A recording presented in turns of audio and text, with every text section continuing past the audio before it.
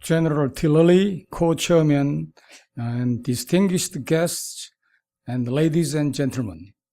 Welcome and thank you for your attending the 34th ROKA-U.S. International Security Conference. The Council on Korea-U.S. Studies was founded in 1984 by retired and active duty officers, diplomats, journalists, businessmen, and scholars. And from both countries, our council holds an annual international security conference in Seoul and Washington, D.C.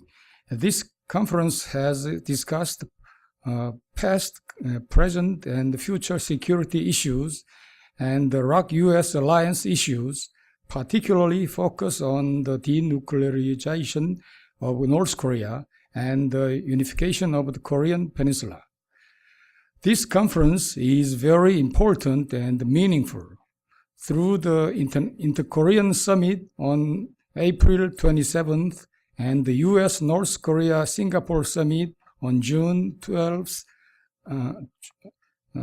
2018, the U.S. and North Korea agreed on establishing new relations and mutual efforts to completely denuclearize the Korean Peninsula. But little progress has been made so far. As you know, tensions are rising again on the Korean Peninsula after the U.S. North Korean Hanoi Summit on February 28, 2019, broke down, called No Deal. After No Deal of Hanoi Summit, North Korea fired short-range ballistic missiles on May the 4th and 9th, strengthening the relation with China and Russia. This is a clear provocation against the United States, which is pressing for big deal, and South Korea, which is inactive in economic support to North Korea. U.S. President Trump has left the door open for dialogue with North Korea, saying that trust between the U.S. and North Korea persists. U.S. is urging to implement the denuclearization of North Korea through close cooperation with the ROK, the U.S., and Japan, including security dialogue with the leaders of Japan and South Korea. While North Korea took a series of military provocations in May, administration of Moon Jae-in is looking to change the situation through humanitarian food aid to North Korea. As North Korean leader Kim Jong-un has no intention to giving up nuclear weapons, the final and fully verified denuclearization we had hoped would still be a long journey. At this critical juncture of change, we hold this conference to discuss security challenges on Korean Peninsula in 2019. I think it is very special. In particular, it is very meaningful to discuss the core issues of the ROKA-U.S. alliance, including the denuclearization of North Korea, four-power relations, inter-Korean relations, economic cooperation, human rights, and the future of the Korean Peninsula, which are the focus of our current interest. I hope that through today's presentations and active discussions, various opinions will be followed to promote peace and stability of the Korean Peninsula and in Northeast Asia, based on the ever-strong ROKA-U.S. alliance. I would like to express my special appreciation and respect to General Tilelli, the co-chairman, who played a great role in hosting this conference, even under difficult circumstances. And I'd like to deliver my gratitude to Dr. Bruce Bechtol of the U.S. and Dr. Samyeol Jang of the ROK for well preparation of this conference. I would also like to thank Mr. Troy Stengron of the Korea Economic Institute of America for providing a great conference hall. Particularly, let me appreciate 동아일보 for co-hosting and support as always. Once again, thank all of you, all panelists and the participants, and wish you the success of this conference. We go together. 같이 갑시다. Thank you very much.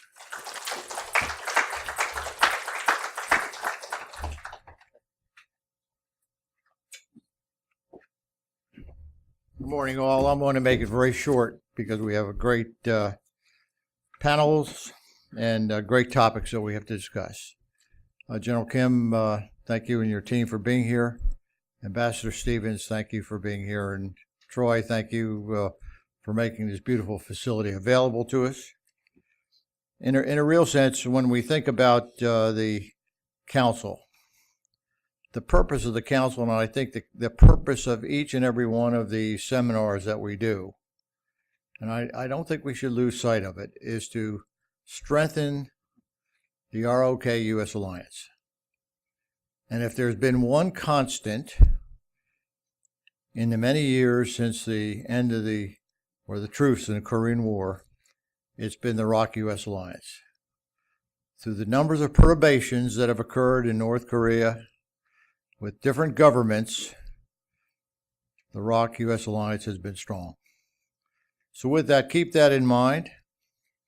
I ask that we ensure that we have vibrant discussion, because we're not looking for a homily from the panelists. We're looking for discussion and interchange and divergent opinions. And I ask that we keep it on time, because we have Special Representative of North Korea, Mr. Stephen Bagan, here for our keynote speaker at lunchtime. So with that, again, thank you all for being here. Ambassador, thank you for being here and taking your time. Ambassador Stevens.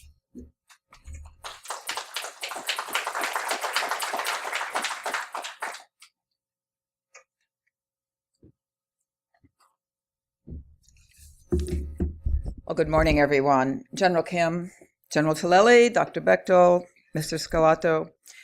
Ladies and gentlemen, my name is Kathleen Stevens. I am the President and CEO of KEI, and it's my great pleasure and privilege to welcome you to KEI this morning. And Troy has been mentioned. I thank him for all his work. I want to thank everyone on the KEI staff, including our interns, who have done so much to prepare this facility.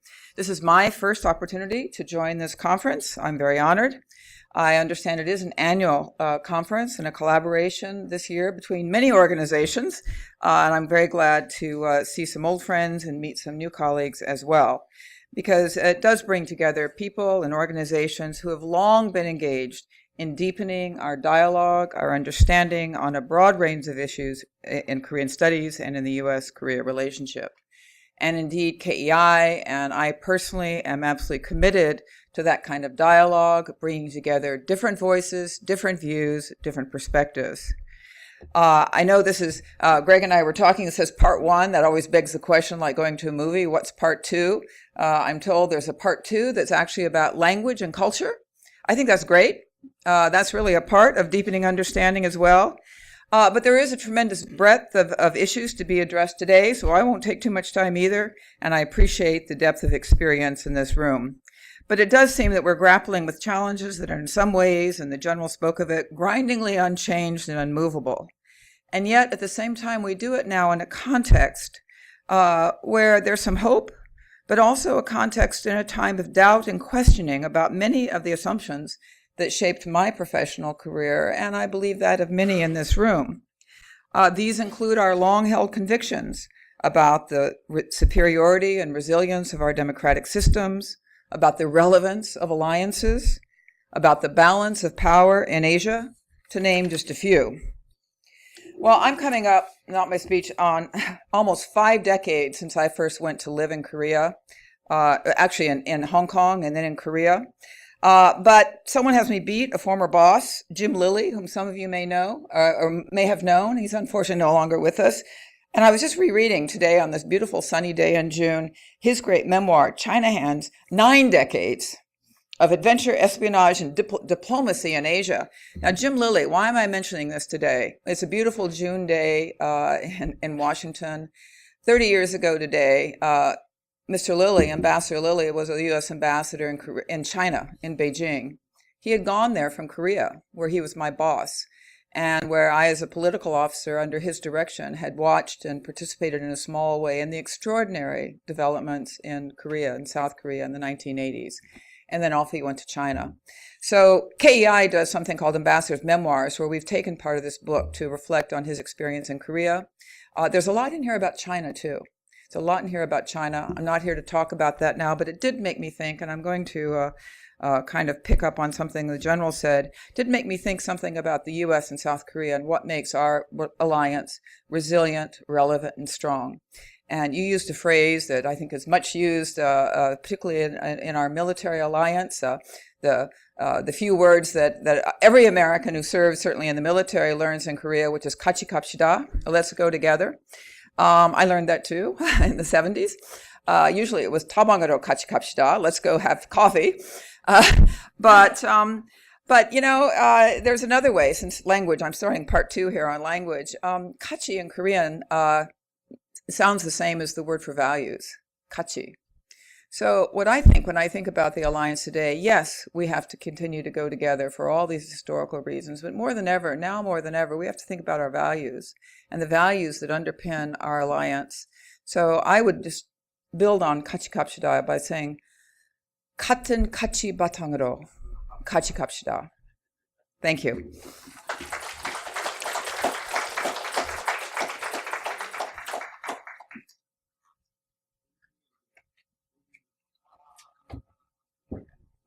Notice they waited until I walked on the stage to start putting water and stuff up there. It's because I'm not important. My name's Bruce Bechtol. I'm the president of the International Council of Korean Studies, and we are thrilled to be here. How many of you all think this is going to be a great conference? How many of you have no clue? How many have seen Three Faces of Eve, Joanne Woodward, 1958, Academy Award-winning performance? But I digress. We are very happy to be here.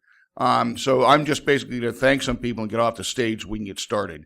I would like to thank, first of all, our sponsors, the Korean Defense Veterans Association, the Committee for Human Rights in North Korea, who has donated not only money but help, and one of the great helpers, the second in command, your executive officer, is sitting next to you.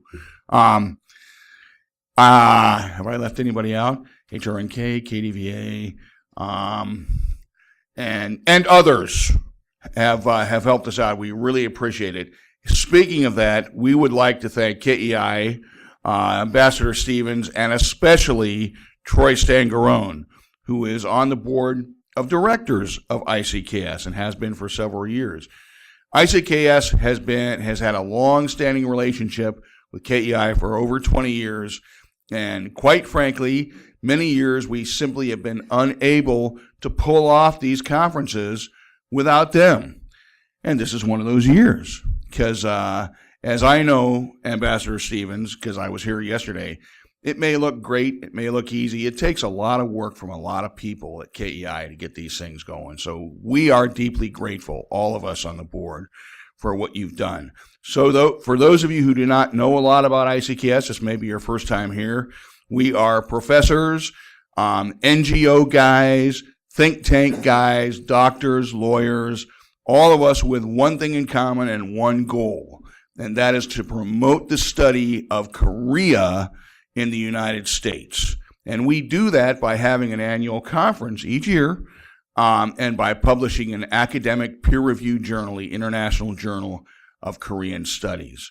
And we're pretty happy with what we've done since 1996. So these guys who give of themselves for free, myself included, I came all the way here from the Cultural Center of the Universe, San Angelo, Texas, by the way. I would like to ask the board members of the International Council of Korean Studies to please stand. Stand up, guys. That means you too, Greg. Thank you. There's more coming. They're probably still, recovering from last night, but that's a different story.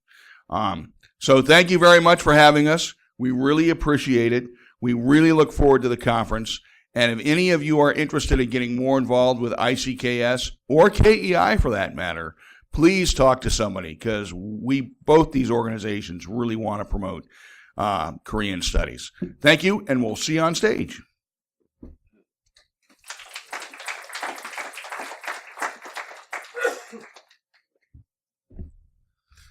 Good morning, distinguished ladies and gentlemen, dear friends. I'm Greg Scarlatoiu, Executive Director of the Committee for Human Rights in North Korea, HRNK. For many years, one of the co-sponsors of this event. I'm particularly grateful to Ambassador Stevens for hosting this event, to Professor Bruce Bechtol, to my good friend Troy Stangerone. I'm delighted that our board of directors is represented this morning by Colonel David Maxwell, who's here with us today. This coalition has been including human rights in our conference since way before the February 2014 report of the UN Commission of Inquiry. And my message today is very simple. Human rights matters. The ultimate measure of reconciliation, peace, unification on the Korean Peninsula is the impact they have on the lives of Korean people living in the South and the North. There can be no reconciliation, no peace, no development, no unification without taking human rights into account. Professor Bechtol is going to hate this, but I'm going to quote my favorite quarterback, TB12. We are still here. Human rights is still here. And this is going to be our message today. Again, I'm very grateful to our colleagues for having included human rights in this important discussion for so many years. And perhaps today's conference is even more important than it was before in that regard. I look forward to a terrific day. Thank you very much for listening. And I would like to invite General Kim Jae-chang to take over the first panel. Sir. Okay, thank you very much. We are already in June. Before getting into the first session, I would like to express my deep appreciations to those who participated in the Korean War, especially to those who sacrificed themselves defending my country, in 1950th. And also, I would like to express my thanks to those who served in Korea after the war, defending my country and free world from the communist threat. Actually, without this support and dedication, it would have been impossible to see such a prosperity in South Korea. And, we really cannot forget their participation, engagement, and sacrifice. Okay. Now we'll get into the first session. The title is actually the North Korean nuclear issue. We'll deal it with mostly focusing on economic side and political economic side. We have three presenters and two discussants. Each presenter will have about 20 minutes. And I'd like to ask the discussant to use less than 10 minutes. We need to be punctual, and I hope we can finish this session saving times simultaneously. Now, I'd like to introduce Professor Park In-hee at the Ewha Women's University. He's currently a member of advisory committee of the Office of National Security. And he received a PhD degree in the area of international politics from Northwestern University. Okay, now Dr. Park. Thank you, General Kim. This is my great honor to share my ideas and thoughts and how to handle those current issues with you, with people in DC. And the Council on Korea-U.S. Security Studies is one of the leading academic coalition between two countries in the area of the international relations and securities and etc. And again, this is my great honor to be part of the annual conference, held in DC.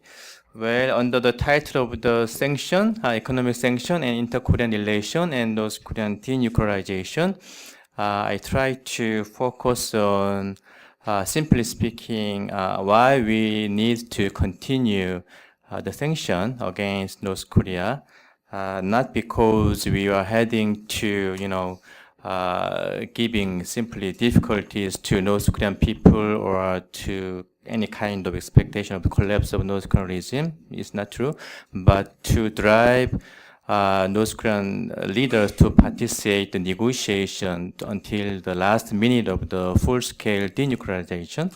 On that issue, my presentation will include 4 parts. Firstly, after, in particular, 1994, between U.S. and North Korea, the two countries achieved meaningful outcomes, which was Geneva Agreed Framework. It was October 1994. After the agreement, almost more than 25 years, both U.S. and South Korea, we did a lot of things to stop North Korean nuclear program and to make them, open their society. But of course, we had some lessons and meaningful, discussions. But simply speaking, in terms of the stopping their nuclear program, all the options targeting North Korean nuclear program never succeeded. So, firstly, I would say that why all the previous policy options against North Korea never worked. Okay. Secondly, if you think about the crisis on the Korean Peninsula, in particular 2017, some of the South Korean people worried about the possibility of any military confrontation between, U.S. and North Korea, etc. But after the beginning of the 2018, we saw kind of dramatic change having diplomatic negotiation between U.S. and North Korea. So what was the background? What are the critical factors behind the dramatic change of the two countries after 2018? I will figure out 5 factors. And then I will share with you something about a sanction. There are a certain group of scholars in international relations under the name of the sanction theory. So according to their argument, how much relevance, we have in case of North Korea. And within that framework, I would say that, why we have to continue sanction against North Korea until we achieve what we really want. Okay. And lastly, I will add something again, some specific reasons and rationale to continuation for the expectation of the reliable discussion between North Korea and the United States. Okay, first, why we failed so far? There are a lot of explanation in academic analysis regarding why we failed so far more than 2 or 3 decades after the end of the Cold War regarding, North Korean nuclear program. There are 5 so-called nuclear countries recognized by NPT: U.S., Russia, China, France, and UK. And another 3 countries, kind of illegal nuclear owners, Pakistan, Israel, and India. but comparing the other illegal owners, I'm not sure I'm using the appropriate term or not by saying illegal. Comparing Pakistan, Israel, and India, North Korea is the only country who joined NPT, and they declared they are leaving NPT. So if international society recognize North Korean nuclear program, that means, North Korea could be the first case success of nuclear program. As used to be one of the NPT member, that means automatically, substantial and critical undermining the principle and norm of the NPT. So why we failed so far? There are many background and analysis regarding that. Simply speaking, there is some problem between the trade-off between North Korea and South Korea and between North Korea and the United States by saying that regardless whether we believe or not what they say, what North Korea argue, whenever they have chance, they say that their nuclear development is kind of for their survival. Okay, we know they have some logical problem, and they are making their own reason. But according what they say, okay, they continue nuclear development because of their survival. Okay.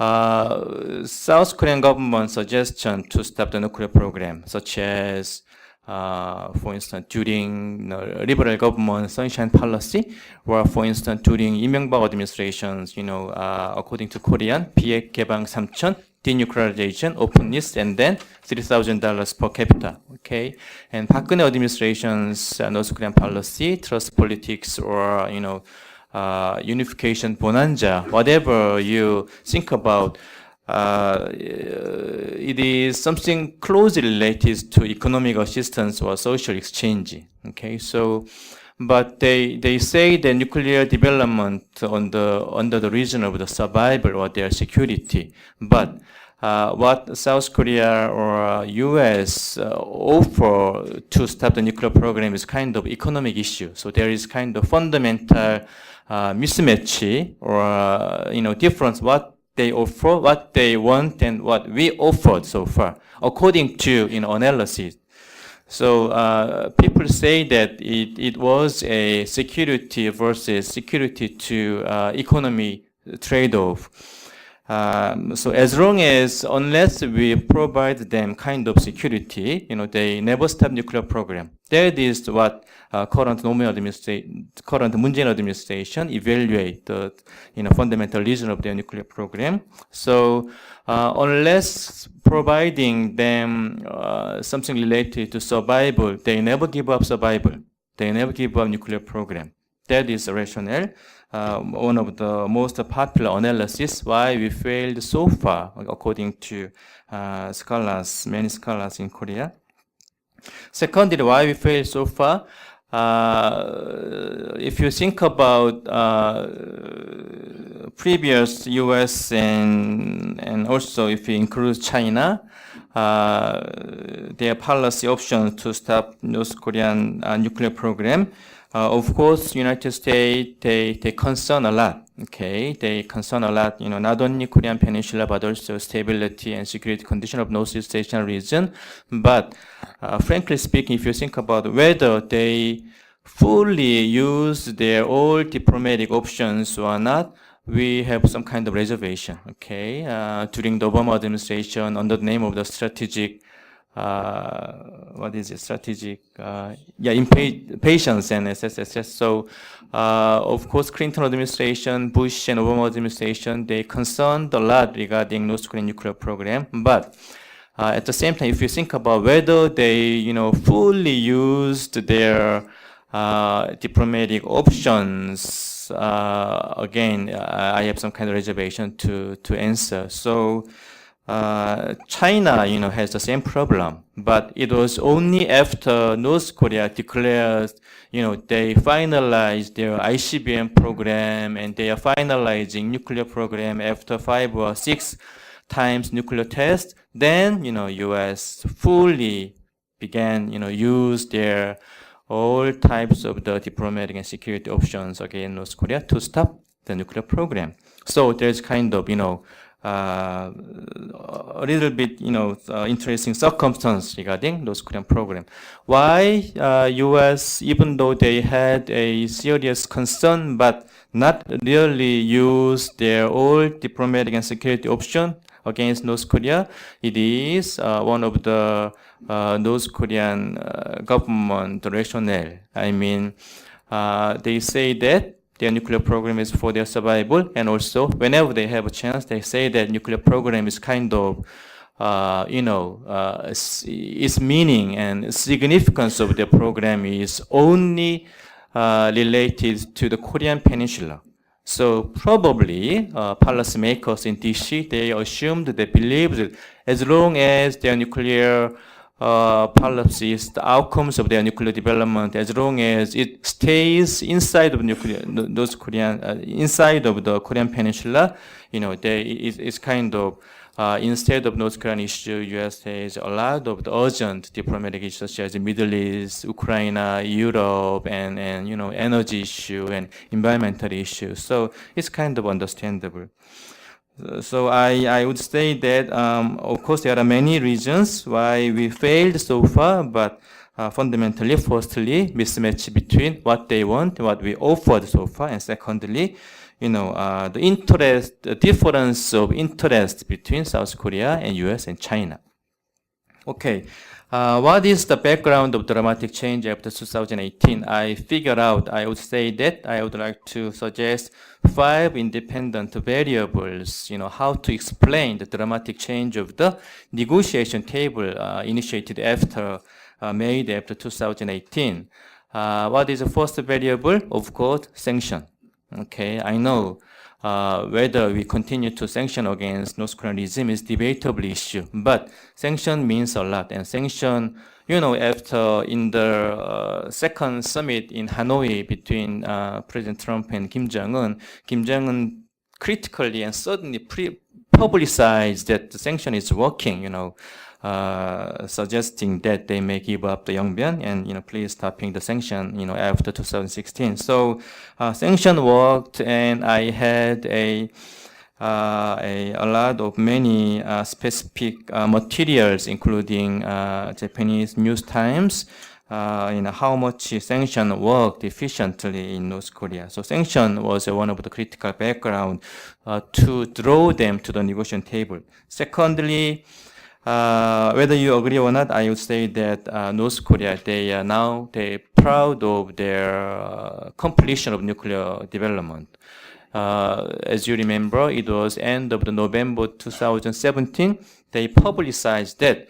I know they have some technical problem, but according to their argument, they said that we are finally, status of nuclear owners. Okay, November 24th or 5th of 2017. So the having nuclear complete program is one of their behavior to participate in negotiation table as well. The third independent variable is U.S.-China competition. It is a little bit complicated issue, saying that U.S.-China competition is one of the interesting background to bring North Korean regime to participate in the negotiation table. But at the same time, if you think about it is not easy to explain after 2013. Okay, after 2013, Kim Jong-un dramatically increased the crisis, dramatically continued missile tests and series of the nuclear tests as well. And then within 3 and 4 years, he declared that we are nuclear owner. Okay, so why? In particular, his father died in end of 2011, as you remember. So why after 2012 and 2013, North Korean regime, dramatically began, speed up their nuclear development? I definitely believe it is closely related to U.S.-China competition. Okay, I don't like the terms such as G2, but in terms of the North Korean area, in terms of the Korean Peninsula, U.S.-China competition and rise of China is kind of real, and outcomes of the rise of China is getting more and more salient, in particular after 2012 and 13. And Kim Jong-un strongly believed that U.S.-China competition in East Asian context is kind of interesting opportunity for their regime to guarantee their survival. Okay, it is a little bit complicated issue, but whatever the background story is and was, Kim Jong-un strongly believed that, the very interesting regional circumstance of in East Asia, in rise of China, U.S.-China competition, beginning of the Xi Jinping regime, it is a very interesting opportunity to have their regime for survival. Okay, so and also after 2016, having the President Trump, Kim Jong-un also imagined something like Trump effect. So regional diplomatic condition is also interesting variable. Fourthly, I'm not sure how much you're familiar with Korean, such as Byung strategy. Byung strategy is simultaneous development of economy and nuclear program. Okay, it is kind of the strategic national vision of the Kim Jong-un regime after 2012. But Kim Jong-un, he knew that in the early stage of the Byung strategy by saying that I strongly believe that he knew that having diplomatic program and economic development simultaneously is unthinkable.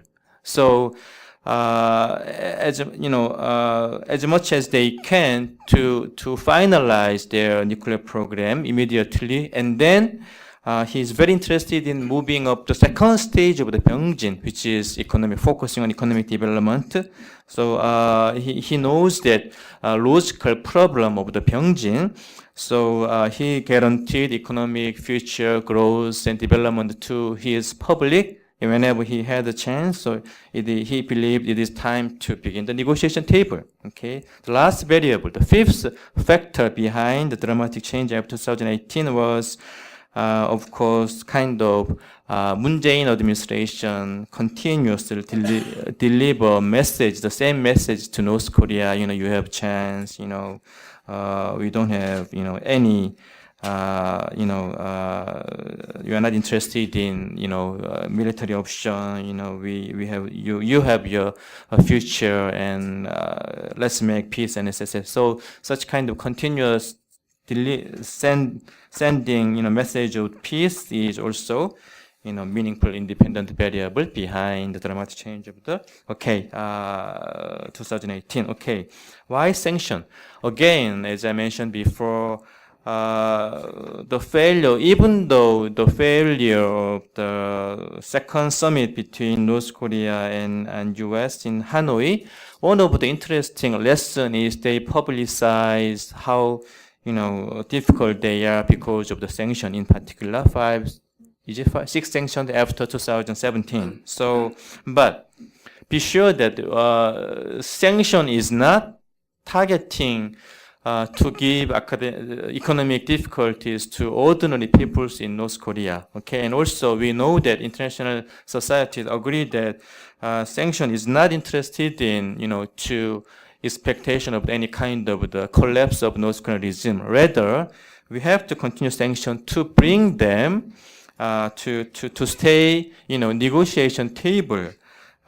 Because not only after 2094 Geneva Agreement, if you count all the joint declaration agreement, commitment after the Korean War, people say that more than 600 times North Korean agree something, but they withdraw what they said almost in every, cases. So the sanction we need, and also it is not easy to achieve international cooperation between U.S. and China and many of the European countries as well. But you know that how much EU is serious to continue sanction against North Korea, and also I know there are some loophole regarding having China in the sanction regime, but officially, according to their Chinese government, they say that they agree sanction. So it is an interesting opportunity to continue international cooperation.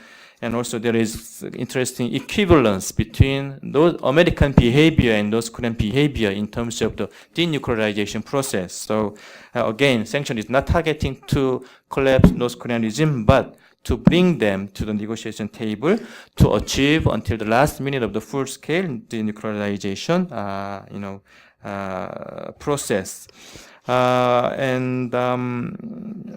So I have to stop. So if you have any question and for the further discussion, I will have another round. Okay. Thank you very much. Okay, thank you very much. Next speaker is Mr. Kyle Ferrier. He is the economist, and he is the director of the academic affairs and research at the KEI of America. Okay. He studied in London School of Economics and also George Mason University. Okay. Let me make it short. Please, dear. Sorry. No. Go ahead.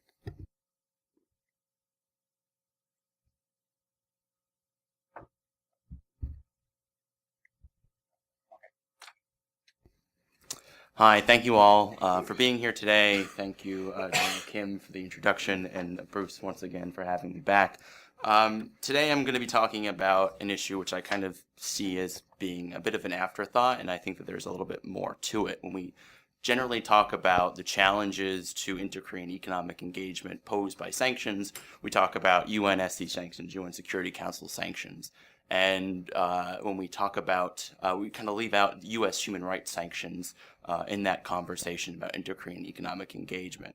But from my perspective, it seems as if there could be something more there that we need to address. There seems to be an expectation, though, that if sanctions stemming from North Korea's nuclear program and related programs are lifted, so too would sanctions, human rights sanctions, be lifted to advance the denuclearization process. And this could be true to some extent, but to forget about the human rights sanctions altogether is to either, one, assume that economic engagement will automatically lead to a better human rights situation in North Korea, or two, that human rights concerns will be indefinitely subordinated to other political security concerns by all relevant parties. So Troy will talk a little bit more about the first part, and my presentation will really cover the second part, the second thing that I raised, namely the role of the U.S. Congress in inter-Korean economic engagement and the U.S.-Korea relationship. So how I'll go about this is I'll first talk about South Korea's approach to inter-Korean economic engagement, looking then at differing human rights approaches between the U.S. and South Korea, and what could happen if a deal is struck before concluding. So here are some of the inter-Korean economic projects that are being planned. At the top, you can see Mount Kumgang, Kaesong, Ijeong with in North Korea, and the Inter-Korean Rail Project. But before I get into the inter-Korean projects themselves, I think it's first necessary to understand how the environment in which they're being shaped. And here I'm going to rely a little bit on the academic literature.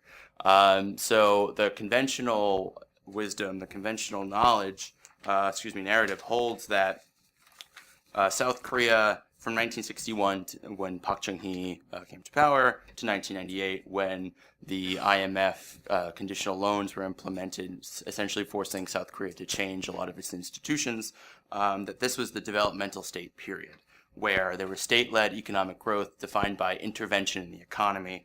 And the conventional definition comes from Chalmers Johnson in 1982, who wrote about the Japanese, but then this model was later applied to South Korea, and it's essentially following a set institutional framework and rules, and they include features such as a leading agency responsible for planning and coordinating industrial transformation, and a regularized cooperative relationship with the business community that facilitates the design and execution of developmental plans run by the state. And then So there was that period, and then afterwards there's this demise of the developmental state, like I mentioned, after the IMF loans. You have the dismantlement of the institutions, therefore you have the dismantlement of the system. But there is a pushback to this right now in literature. There's a great book written by Elizabeth Thurbin in 2016 called The Developmental Mindset, in which she argues about the primacy of ideas, not necessarily the institutions, which continue to shape how the South Korean economy continues to run today. And she says that there's this that there's these ideas or holdovers from the developmental state period that we conventionally think about, and they continue to shape South Korea's economy today. And there's this shared sense of ambitions among the policy elite and understanding of how to reach these policy ambitions. And essentially, the way that you go about getting it is through strategic intervention in the economy. And this is kind of reflected in what we see with South Korea's plans for economic engagement with North Korea. You have a chaebol-centered engagement. You can see this most clearly when President Moon went to Pyongyang in September of last year, included heads of Samsung, LG, SK, Hyundai, and POSCO. And then there's also planned government support for inter-Korean economic engagement. Korea Development Bank, KORAIL, KEPCO, Korea's energy provider, all were there on the September 2018 visit to talk about ways in which these Korean government agencies can help support chaebol and the development projects in North Korea. And also you have this big government plan, the new economic map for the Korean Peninsula, which essentially lays out a huge regional economic, rail, transportation, and energy overview of how the South Korean government wants to pursue inter-Korean economic engagement, therefore to achieve these ends, sort of going back with the developmental mindset.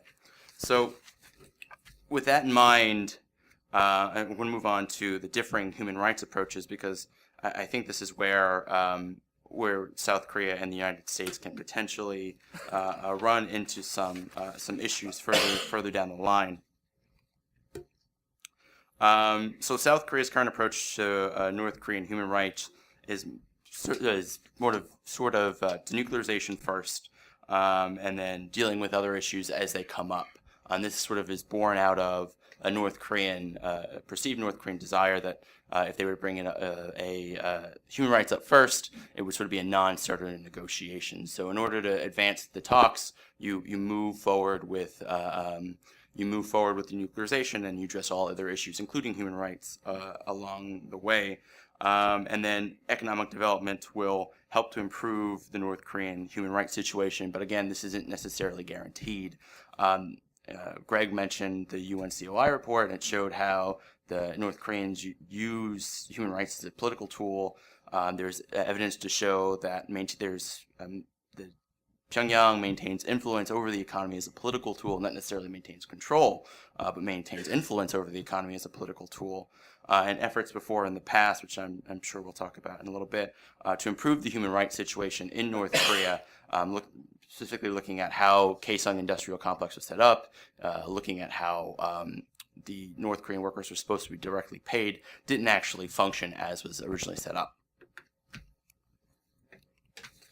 So I don't think most of us need a civics lesson in how the U.S. approach, or how the executive and congressional powers are delineated, but the U.S. approach isn't very centralized when it comes to human rights. That's not to say the South Koreans don't have a delineation, a federalization of powers between the state, between the presidency and the National Assembly, but I think that there's a stronger sense of there's a stronger synchronization right now than there is in the United States. But so these are all the powers delineated to the executive and the Congress, and we'll get into some of how this plays out in a little bit. But as I mentioned, there's a synchronization right now in South Korea, not necessarily one in the United States. Now there was a period of synchronization between the White House and Congress for the past couple of decades. But here I'm looking at 2016 to 2017, when there's ratcheting up of pressure on North Korea. You have the North Korea Sanctions and Policy Enforcement Act of 2016, the Treasury sanctions on Kim Jong-un in 2016, Countering America's Adversaries Through Sanctions Act of 2017, and the Executive Order 810, which focused on secondary sanctions on North Korea.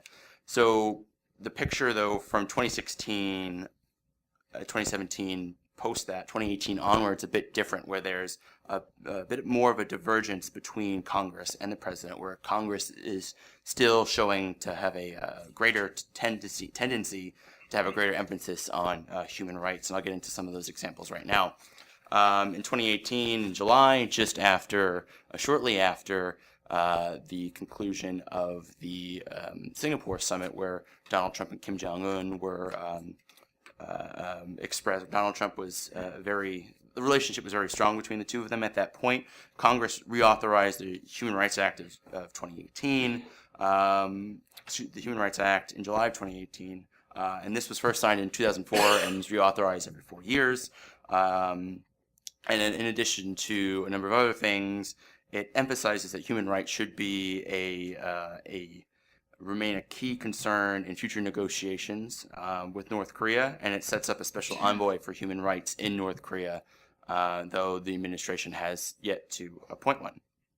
And then in December of 2018, OFAC, the Office at Treasury responsible for administering sanctions, placed sanctions on three North Korean individuals based off of a law, the 2016 sanctions law passed in Congress, that essentially requires the State Department, DRL, the Department of Human Rights and Labor at the state, to issue a report on the North Korean rights situation, and then issue a report, and then OFAC is obliged to sanction individuals on that report based off of this law. So essentially, it's again a constraint that Congress has over the executive branch on this, that doesn't necessarily reflect what the administration, I'll get into Trump talking about his love for Kim Jong-un in a minute.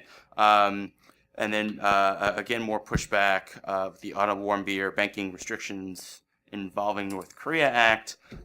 This was something that was spearheaded by a bipartisan act spearheaded by Chris Van Hollen and Pat Toomey, senators former from Maryland, latter from Pennsylvania, and would essentially impose mandatory sanctions on banks facilitating transactions to North Korea. So it takes it a step beyond what the executive order was.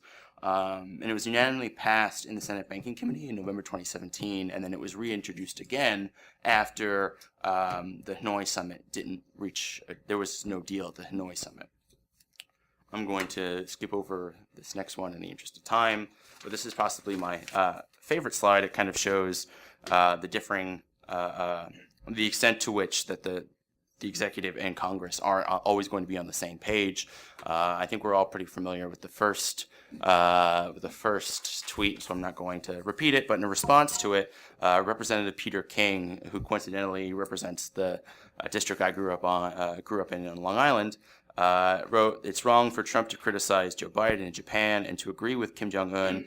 Politics stops at the water's edge. What's really important here is never right to side with murderous dictator versus fellow Americans." So he's highlighting the role of human rights in dealing with North Korea. And Peter King is very much in line with President Trump on a number of other issues. And here he is pushing against the president on the North Korean human rights issue.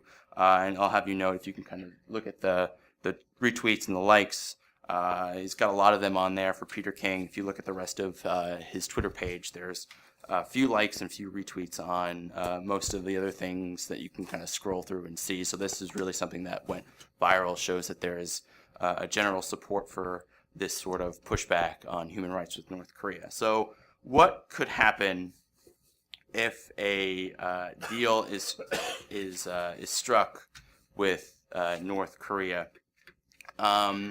So it will essentially require U.S. sanctions to be lifted. There's no way of knowing exactly how sanctions would be lifted if the U.S. and North Korea were to reach a deal on the denuclearization issue.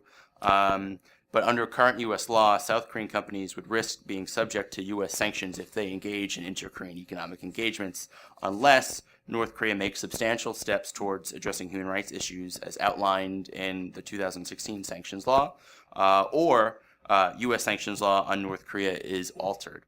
So Section 401 of the 2016 U.S. sanctions law says that any sanction may be suspended for up to 1 year, provided that North Korea has made progress towards all of 6 areas, and one of the 6 areas is taking verified steps to improving the living conditions in the political prison camps in North Korea.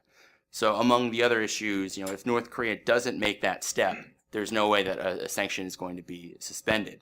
And then the termination of U.S. sanctions on North Korea requires North Korea to meet all of the rules for all the criteria for suspension of sanctions, but it also requires North Korea for termination requires releasing all political prisoners, including the citizens of North Korea detained in North Korea's political camps, ceasing censorship of peaceful political activity, and establishing an open and transparent representative society. So there's a very high bar that Congress is setting on human rights for North Korea if the U.S. is to lift all of its sanctions on North Korea. So it seems as if we're probably not going to get, of these 2 options, option 1 seems less likely of the 2 right now. So we're probably looking at some sort of alteration of U.S. law as it relates to North Korea and on sanctions because of the human rights issue, but it doesn't necessarily mean that the human rights concerns are going to go away. As the examples I showed essentially reiterate how important this is to Congress, how this is something that keeps coming up. So even if we were to re-alter, the law was to be altered, these concerns would very likely reemerge. So and looking at the potential consequences, again, there's a major potential challenge to U.S.-ROK relations if Congress is Congress is thinking about sanctioning major South Korean companies. That could pose a real a problem for the U.S. and South Korea, not only on the economic side because of the large scale of the relationship that we have with South Korea, but on the political side. And I think that the sanctions regime, in a couple of decades ago or a decade ago now, we were able to work out sanctions exemptions for Kaesong in the course negotiations. But because of the way that sanctions are set up right now on North Korea, it's just a fundamentally different situation. It will require a very different approach to how we would how we would treat some of these chaebols who are doing work in North Korea in the U.S. marketplace. And then to go back to what I was talking about earlier about the South Korean political economic system in general, I think it could really pose significant challenges because it would squeeze the chaebol between Seoul and international markets, namely the U.S. and the U.S. banking system, and it would strain the South Korean industrial policy writ large, the developmental mindset, which I had mentioned. And here are a couple of quotes from a Jungong piece from September of last year, where this anonymous chaebol executive was referencing how the U.S. reached out to these chaebols and said, "We want to know why you were involved in this meeting in Pyongyang. What was going on? What are your plans?" And the chaebols were trying to hedge between the U.S. and South Korea and really put them in a tight position. And that was only just a meeting. So once you start advancing some of these things without addressing some of the underlying concerns that the U.S. still has, while the U.S. still is able to, leverage these sanctions over these South Korean companies, you kind of strain the relationship not just the governmental level, but also at the business level as well. So to conclude, we tend to think of Congress as an important actor as it relates to some other issue areas, particularly a treaty or when it involves some sort of reparations, or not necessarily reparations in the U.S. case, but payment to the North Koreans, we don't necessarily think of Congress as an important actor when it comes to the human rights sanctions, and I think it's really important that we think about that moving forward as we think about inter-Korean economic projects. And it really also serves to further emphasize the need to be how South Korea needs to be more deliberate in how economic engagement can lead to human rights improvement. It's not going to be a given just because you engage with them economically. There needs to be real, thoughtful processes in which you can engage with North Korea that will increase the chances that it will lead to a better human rights outcome. And I think that actually leads into Troy's presentation quite well. So I'll end there and turn over to Troy. Thank you. Thank you very much. Well, the third presenter is the Mr. Tori Stengel. Okay, he's also the economic specialist, and he studied in the London School of Economics, and also you studied in the University of Memphis. Okay, you don't have to just drive too fast, but rather just you can explain what you want to do. Go ahead, please. Well, thank you all, and thank you, Chairman Kim, and thank you, Bruce, for coming back to KAI again this year for this conference. And thank you for everyone else who worked to organize it, Greg and our other partners. I appreciate all the help and support you provide. And, you know, one of the good things and the challenges of when you have a colleague like Kyle, who we talk a lot about things, is our ideas often, you know, mesh and everything because you're talking about similar things with each other. And I do think, you know, Kyle is right to point out this human rights issue. I worked previously in the U.S. Senate. You know, if you look at our sanctions on North Korea, they're very much congressionally driven. You know, the administration has been implementing, and there's been some executive orders issued, but legally speaking, the structure of our sanctions is based in Congress. And if the Congress decides that they are not happy with the way the administration is doing it, could choose to take and make those sanctions even more strict. So, you know, we need to keep in mind that this isn't simply a question of, you know, what the administration would like to do, but it's also a question of what is politically feasible with the U.S. Congress. And so what I'd like to focus on today is really sort of setting aside the issue of, you know, whether, you know, in these talks with North Korea, which clearly now are sort of at a stalemate, whether we should provide some type of sanctions relief, whatever that is, be it some type of exemption or a waiver or other things, some of which, you know, I've written about, or my colleague Dan Wirtz did a paper for us on, or whether, you know, we should take and maintain, you know, sanctions until, you know, denuclearization is complete. I want to set aside that entire sort of debate, because what I'd really like to focus on is the question of, you know, whether we go down the path of using economics as an inducement for North Korea, or whether it's something that comes after denuclearization. The question for me is sort of, how do we do this? You know, what should the process look like? What types of things should we be doing? What types of things should we be avoiding? I think, you know, these are all key questions. You know, an economy in some ways is more like software perhaps than a house. So we need to get the coding right, if you will, almost, or otherwise we're going to have, you know, things that can be exploited by hackers and other things, and that'll be problems in the development long term. And so from that perspective, I'd like to ask everyone in the audience sort of a question, and this kind of goes into Kyle's point about human rights as well. How many of you remember the challenges that Nike had in the 90s with their plants in the Philippines? So I see a few people nod their heads, some others. So for those of you who don't, Nike had factories in the Philippines. They were essentially accused at the time, because of the conditions and the wages and things, of using slave labor. This then obviously led to a negative PR push against Nike, which then led to Nike making, you know, changes in their plants to try and meet better human rights and better labor rights standards. And so when we think about the question of economic engagement in North Korea, this is another reason why human rights matter. You know, I don't think any of us have a delusion that North Korea will become a human rights paradise overnight.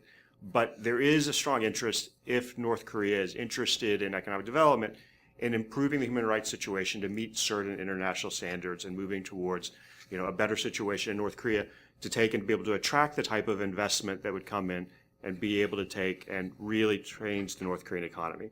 So there is this sort of broader thread going on here. And so part of this, though, I think when we start is from the fundamental question of what is our objective of economic engagement with North Korea? If it is merely to induce denuclearization, that is different than if it is the type of economic engagement that was discussed early during the Sunshine Period of taking and essentially teaching North Korea and helping them transition from this state-led economy. And we can talk about how there's actually sort of different slices of economies in North Korea into what would be a market-based economy. And so if the goal is a market-based economy, then there are certain things you need to do and certain steps you have to take. And so when we think about North Korea now, essentially you have what is the largely kind of dying off state-led, state-managed economy. You had, for a period at least, industrial zones like Kaesong. You still have Rason, but that are sort of largely walled off from the rest of the economy. You have also the markets that have developed sort of organically in North Korea, but that are sitting in sort of a legal limbo, in some cases somewhat legal, in some cases not. You also have things like the military and palace economies. So you have a lot of different things. It's not like the United States or other countries to where the economy is one large functioning system. And so as we sort of try to transition North Korea towards a more market-based economy, it comes down to how do we engage them. And there are two examples I kind of want to briefly give. One is the case of Orascom. So here is a foreign, Korean, non-Chinese firm. They built up North Korea's original wireless and cellular network. They, over time, ended up facing state competition, which they didn't expect, as North Korea created its own state-owned enterprise to also run a cellular network after Orascom built the infrastructure. And then as Orascom decided they wanted to take and repatriate some of their profits, they found that North Korea wouldn't allow them to take and repatriate their profits. You'll hear similar stories from Chinese firms about mines being expropriated after having reached an agreement to take and be able to take and mine there. But it's this whole challenge of foreign firms facing arbitrary rules in North Korea. And there is a disincentive for foreign firms to invest if you aren't able to take and bring your profits back home. So you have this one experience of a foreign firm that tried to take and actually do economic work in North Korea on purely an economic basis.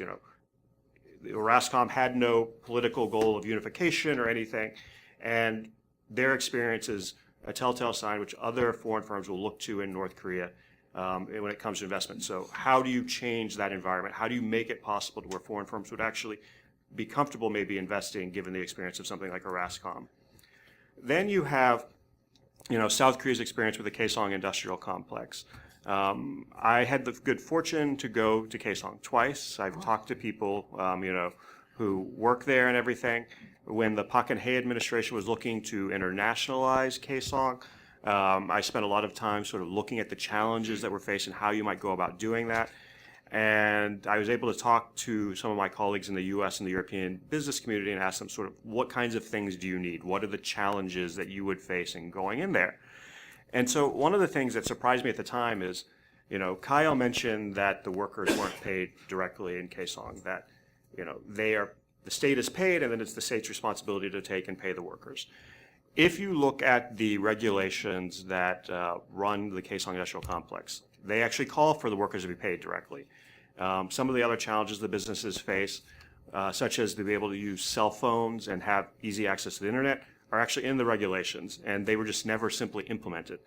So some of this isn't simply a question of getting the right rules on the book. It's about insisting on follow through, and we do it as well, because there's going to be challenges, I think, be it either in Kaesong or other places if you want non-Korean, non-Chinese firms to come in, if they're not able to pay the workers directly, if you don't have some type of basic sort of labor rights, and just from a functional business standpoint, if I can't talk to my suppliers elsewhere, either in South Korea or if products are coming from Europe or something, that makes business, it creates more friction, which makes it less appealing to a business. And so you need to take and sort of think through, how do we do this? And so when the time comes to economically engage North Korea, there are a series of things that I think, we need to be thinking about. One, I think it's clear, the workers need to be paid directly. There's a lot of good reasons for this. One, it'll help boost the domestic economy in North Korea if workers have the money in their pocket rather than, the state, perhaps because there were always concerns about whether the state was using the right exchange rate or not. This will help boost the local kaesong economy. It'll boost the economy in other places where you engage. So you start working towards building these, consumer type economies. It's going to take time. I'm not saying this will happen overnight, but you need to get the money into the workers' hands. We should also be open. I remember when kaesong first opened, there were questions in the U.S. about whether North Korea should be able to tax its workers. Every state in the world taxes its workers. I think taxation is fine, but the workers should be paid directly, and then they should be paying the state the tax. When we think about engaging in places like kaesong, one of the other things that sort of struck me when I went there was, I asked the question, the inputs you use to make goods and products here, where do you get them from? Do you buy anything from North Korean suppliers? And the response I was given at the time was, well, we buy some small food stuff for providing lunch to the workers and things and all, but for the most part, everything that we use to produce goods is brought in from elsewhere. And so if kaesong or other economic engagement projects are going to have, a real impact in North Korea, they need to actually be linked into the economy. And so that means you need to take and have purchases from suppliers in North Korea. Now, there's going to be challenges with that. North Korea is still very much a state to where you're going to be dealing with people perhaps in the regime who own resources that perhaps aren't the most savory individuals. So, we should be going into this clear-eyed that, you're going to have challenges like this as well. But the goods that are produced in kaesong by North Korean workers should also be things that North Korean workers in the rest of North Korea and consumers should be able to buy. So you need these linkages that, kaesong isn't just something that is walled off. People come to work and then those goods are shipped somewhere else in the world. You need to have this connectivity into the market to take and sort of help drive, build up other suppliers in North Korea, build up other industries. All of these things start connecting and start helping to take and grow the economy more generally. When we talk about this, there's often said that, and Mr. Park said early on that, Kim Jong-un wants to move on to the second part of Byung, do economic development. Well, one of the key things to that is basically taking and putting in place the reforms for things like the collection of data. Right now, nobody could tell you what the unemployment rate really in North Korea is. Nobody could tell you what the GDP growth rate is. The Bank of Korea and others try to take estimates and put their best into it, but there is no real data for these kinds of things. And the reason this is important is sort of twofold. One, to be able to receive development assistance funds from things like the World Bank, the Asia Development Bank, and I've looked at the Asia Infrastructure Development Bank, and technically speaking, you need to be able to take and meet all these standards before they can provide you money. Now, there's been some talk that maybe the Asia Infrastructure Development Bank might waive those standards or something, but in essence, North Korea needs to take and go through the process of building up the statistical data collection, the regulations, and everything you need to be able to be an IMF member. And that's also important for another reason. If you are not a member of the IMF, you won't be able to join the World Trade Organization. And setting aside sort of the trade conflicts we have going on now, that matters because right now, because North Korea is not a member of the IMF, it faces basically the highest non-market tariff it could with to send its goods to the United States. And, it's not just the United States, that would be true for other countries as well. Now, some individual countries may decide to take and create exceptions for North Korea, but for the most part, if North Korea is going to grow, and we know that many countries in the post-World War II era, like South Korea, have grown, has export-led economies, you're going to need access to foreign markets to ship goods to. And so that means over time, you're going to need to be able to join the World Trade Organization. And this is a process that the Chinese worked very hard on, but still took them a long period of time. And so, there are ways that perhaps it could be sped up for North Korea, but we're going to need to get to that point. So when you start thinking about not just economic engagement today, but what things are going to look like in the long term and how you get to a point to where you reach a functioning market economy, all of these things have to go into play. And there's another reason why these rules matter. There's an interesting article I was reading recently. It was looking at Latin America. And if you look at Latin America, many of the countries in the region have actually, in terms of per capita income, have fallen behind pace with the United States rather than started to take and converge with per capita income in the U.S. There's a few countries that are different, and the article talks about why that may be. But in essence, what it really boils down to is that for most of the period since the 1950s, many of the governments in Latin America haven't really followed good economic policy in terms of setting the right regulations, having the right policies. And so, there will be, when North Korea opens up, sort of a burst of economic growth just because the economy is so far behind that simply improving efficiencies, taking and hopefully making things like the markets legal will lead to economic growth. But eventually, you would stop seeing North Korea converge with South Korea in terms of per capita income. And so you need to have the good policies in place. You need to incentivize the North Korean regime to do this. And it's in both North and South Korea's long-run interest, in other words, that we start getting and thinking about having these rules done right. Some other things that we should think about, and I've only got about 5 minutes, so I may go through these a little bit quickly. One, this is somewhat restating some of what I've said, but when we think about our efforts to engage, we should be doing things that reinforce the markets in North Korea rather than reinforce the continuation of the state-led economy. So less engagement with the North Korean state itself and more engagement with the markets and trying to take and provide support for them.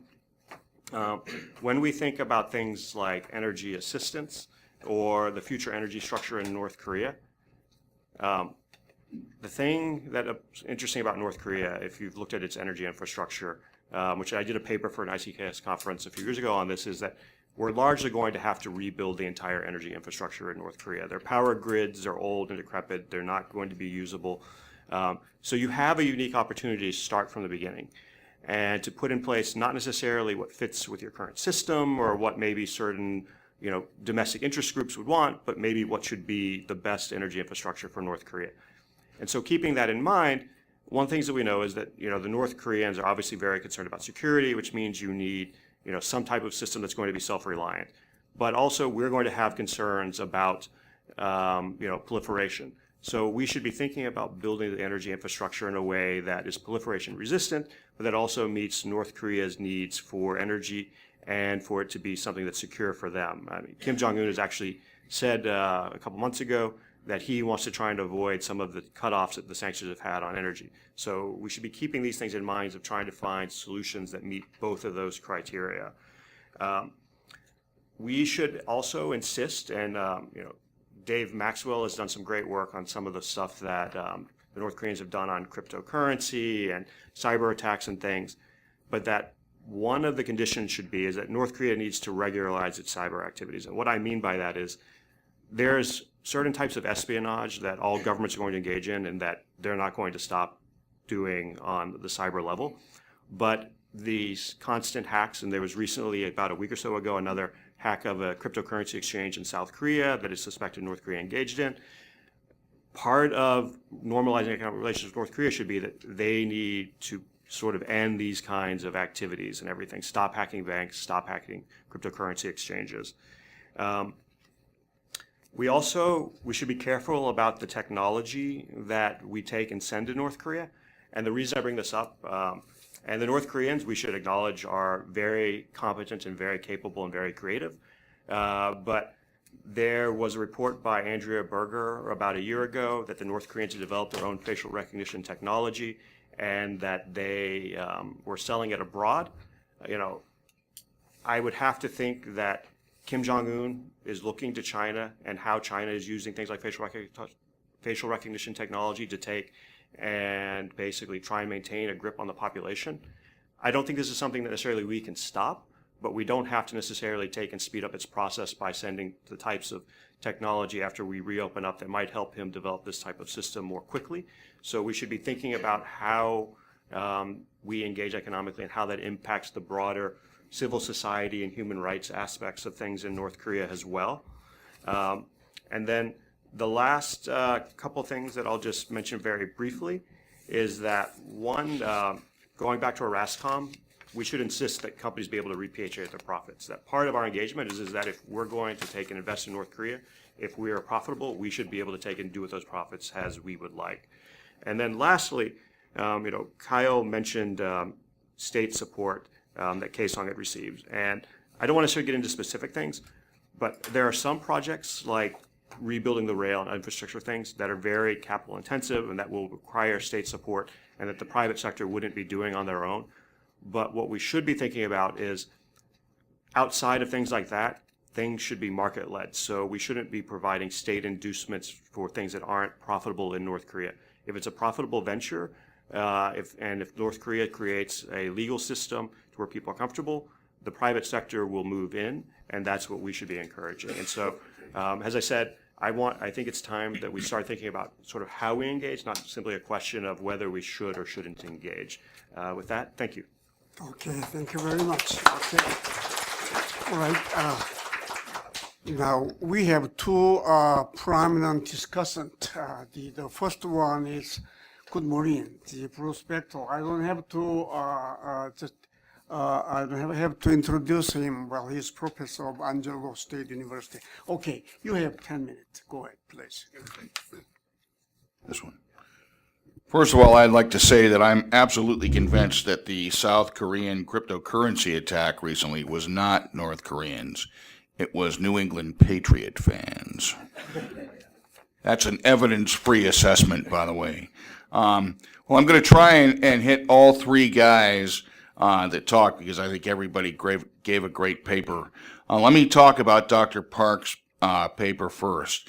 And he talked about the results of pressure.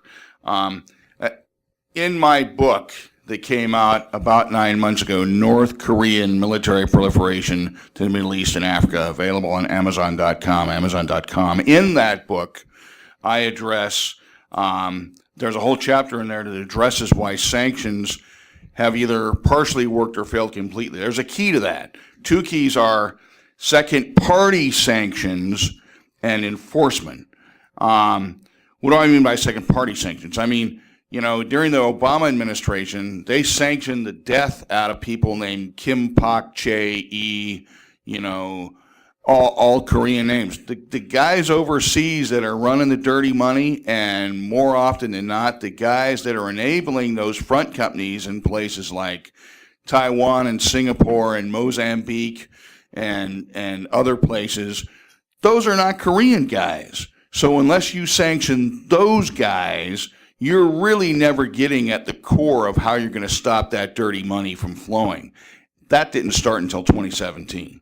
And when I say enforcement, and Kyle talked about this, as did Dr. Park, sanctions aren't worth any more than the paper they're printed on unless you enforce them. And that has to be a proactive thing. The legislative branch does not, in reality, enforce those sanctions. If they're not enforced by the executive branch, it ain't going to happen. That's just the way it is. Nothing against, Congressman Royce, who put out all these bills and look, this is really going to do something. Well, not unless somebody actually enforces it. And again, that largely did not happen in the previous administration. So what am I saying when I address this? Because nobody actually used this word. You ready for the word? Wait for it. Trump is the only guy to enforce robust sanctions at the same time engaging North Korea. No president has actually done that before. And as I read papers from numerous pundits and semi-qualified scholars on this, saying, oh, it's not going to work, we shouldn't be doing this. Why? Because all the other ways work so well, So I think this is something important that's being done. The question is, will he make the same mistake? Hopefully not. That other predecessors did, both Republican and Democrat, where he doesn't stick to his guns. because we got to stick to those sanctions until North Korea really makes the changes. Another thing, I have to slightly quibble with my friend Dr. Park. Did North Korea dramatically speed up nuclear development after 2012? There is no evidence to support that. There's no evidence, and for those of you who know me, I look at military issues. I used to work at DIA. The D in DIA does not stand for Dippity-Doo-Dah or Denmark. It stands for defense. And I look at defense issues. That's what I analyze, and I've looked at this closely. No evidence to support that. What it looks like to me is they continued to go down the road they had already started. So it wasn't really an increase. All right, how many times are you going to test an Unha-3 before it finally launches a satellite into space and goes through all three of its stages? Same thing. Is that dramatically speeding it up? I'm not seeing that. Nor am I seeing what I have seen, and all of you have seen, was they started testing a lot of missiles that were probably close to being ready before his father died after 2012, too. So interesting stuff. And by the way, North Korea, if they really wanted to attack somebody with a nuclear weapon, probably could have done it all the way back in the 1990s. When you're talking about platforms, they could have put a primitive plutonium device on a ship, changed flags over and over and over, and put that thing in the Norfolk Harbor or Long Beach or Pohang and blown it up and killed 80,000 people. They had that capability in the 1990s. And if you don't think they can do it by reflagging ships, please also read my book. But look at the UN panel of experts reports that have been written in the past by guys like my mentor, William Newcomb, who's here in the audience, and others now that describe in detail how the North Koreans have been able to use reflagging to get their ships just about anywhere they want to go. Let me talk about, what's your name, Kyle? Who's from Long Island. I'm Jewish. My dad used to tell me, son, we already found our land of milk and honey. It's called Long Island. Okay, thanks, Dad. He talked about lifting human rights sanctions along with other sanctions, and what was it likely that would happen? That is such a good point, Kyle. Have we seen this happen in the past? Well, yes. During the Bush administration, they lifted all kinds of sanctions that had nothing to do with shutting down Yongbyon. For example, taking North Korea off the list of nations supporting terrorism. Something I was against because, well, North Korea supports terrorism. I'm a simple man. But that's definitely something that could be tied in, and it's a worry of mine as well as yours. So good job, Kyle, like you need me to tell you that. Also, again, sanctions are no better than the paper they're printed on. They have not been practically enforced, really, by any administration until now. And there's a key point to that, as you guys start to think I'm going rah-rah for this administration. I only go rah-rah for the Oakland Raiders. The sanctions that are in place right now, way more could be done. Treasury could do more. State could do more. We could go after banks. There's probably a dozen banks right now that the United States could go after and has not. So I have the feeling if the talks don't go better soon, they may. But keep in mind, the sanctions are good, but we could do more, in my opinion. Now, another thing is, talking about the nuclear program, I just wanted to point out, everybody seems to talk about it's the nuclear program, and we have to do this to get the nuclear program down, and we have to do that to get the nuclear program down. I absolutely agree. Great stuff. But please allow me to add one thing to that. The nuclear program is just a symptom of a much, much bigger problem. The problem is the Kim family regime. The problem is the nation state that is known as DPRK. And the nuclear program is just a symptom. If anybody in here thinks that all our problems are going to be solved if North Korea actually denuclearizes, that ain't the case. It's not going to happen. So I would just like everybody to think in a more, let me talk like my Democrat friends, a more holistic sense. Now I must go to my electric car and drive home.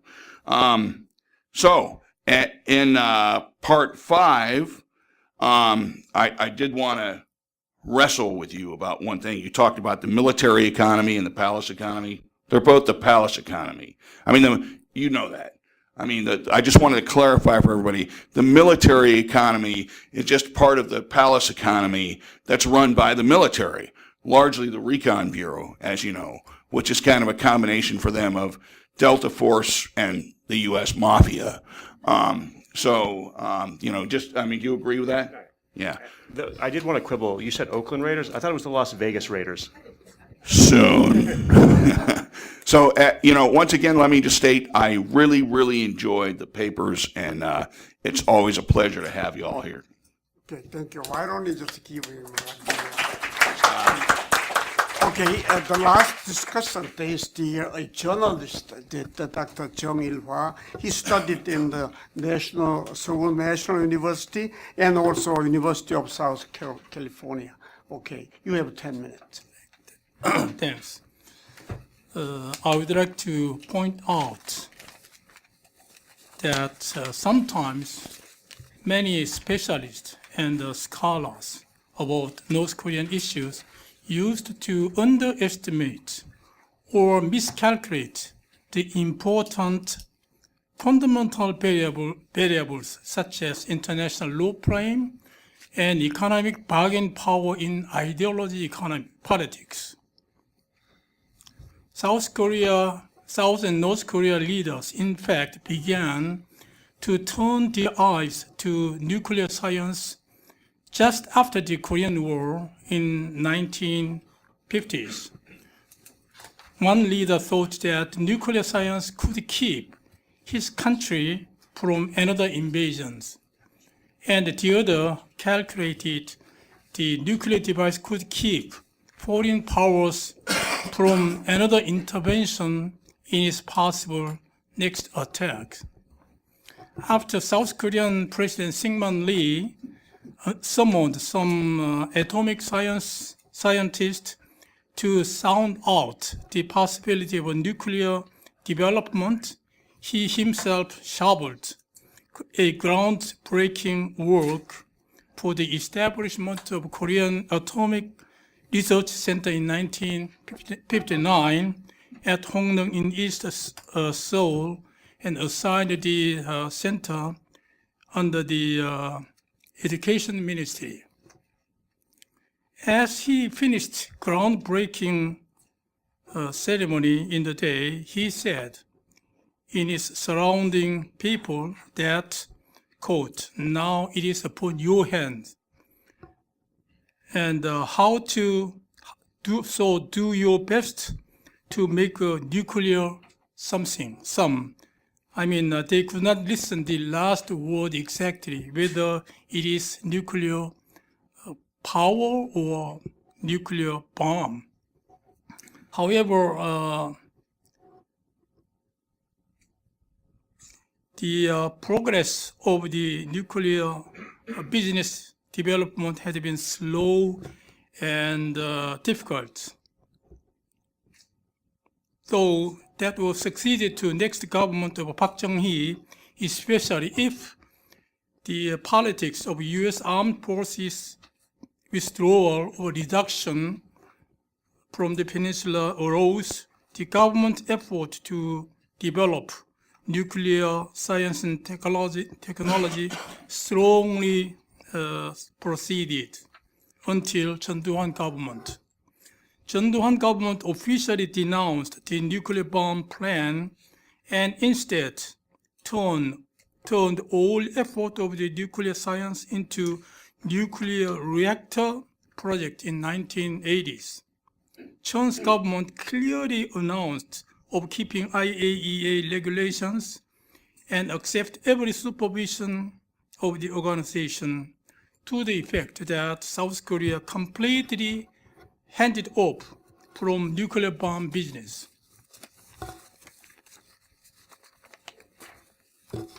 North Korea leader Kim Il-sung mentioned the nuclear development plan as early as in 1950s. Also, he quoted the turning point of developing nuclear device or procured the device after the collapse of USSR. During the turmoil period, he bought or smuggled Russian MAD technology and bombed itself. Though North Korea has been condemned as a nuclear bomb-seeking country since its withdrawal from IAEA in 1993 and declared having armed with nuclear weapon in 2002, international society failed to foil her desire of becoming mass destruction weapon regime. Their nuclear proceedings continued afterward.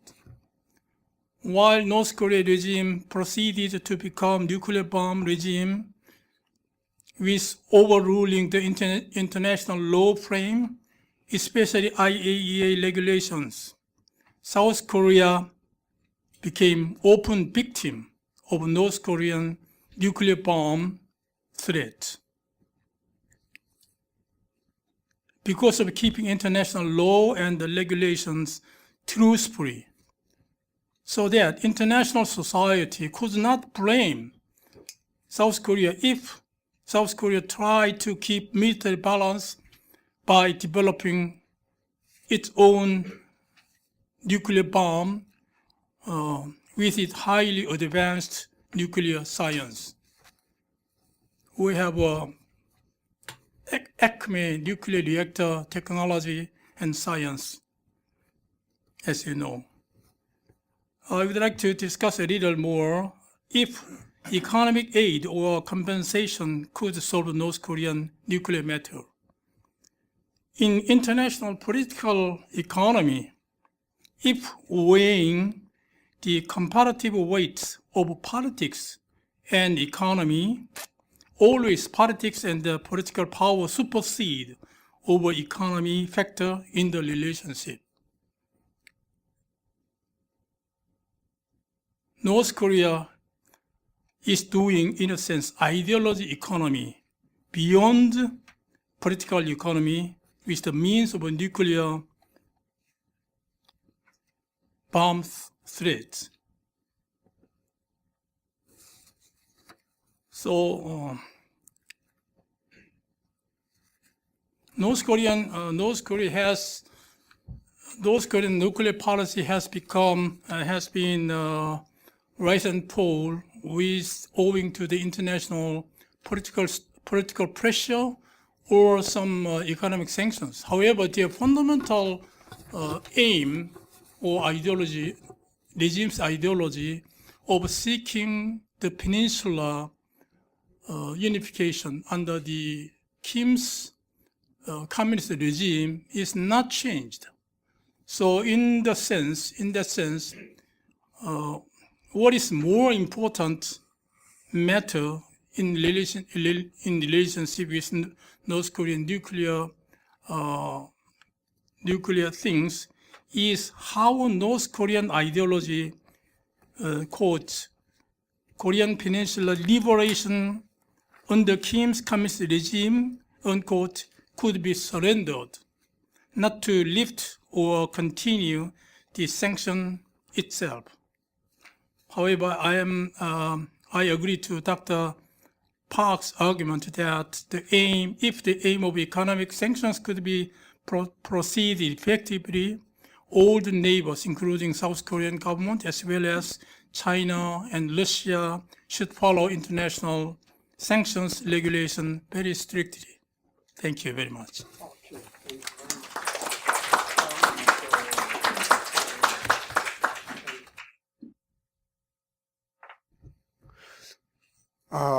North Korea actually has allocated all its effort to develop the nuclear devices. It implies that it is very hard for them to give it up. But we are discussing, our economic sanction, would our economic sanction work? just to make them give up the nuclear development. Well, although we are not sure that it will work or not, but nevertheless, it is peaceful means. If it is successful, it will be the best way. So now, well, the presenters will respond to the discussions from the Dr. Park. Thank you. All the very interesting and meaningful comments by Professor Bechtol and Dr. Jung-ira.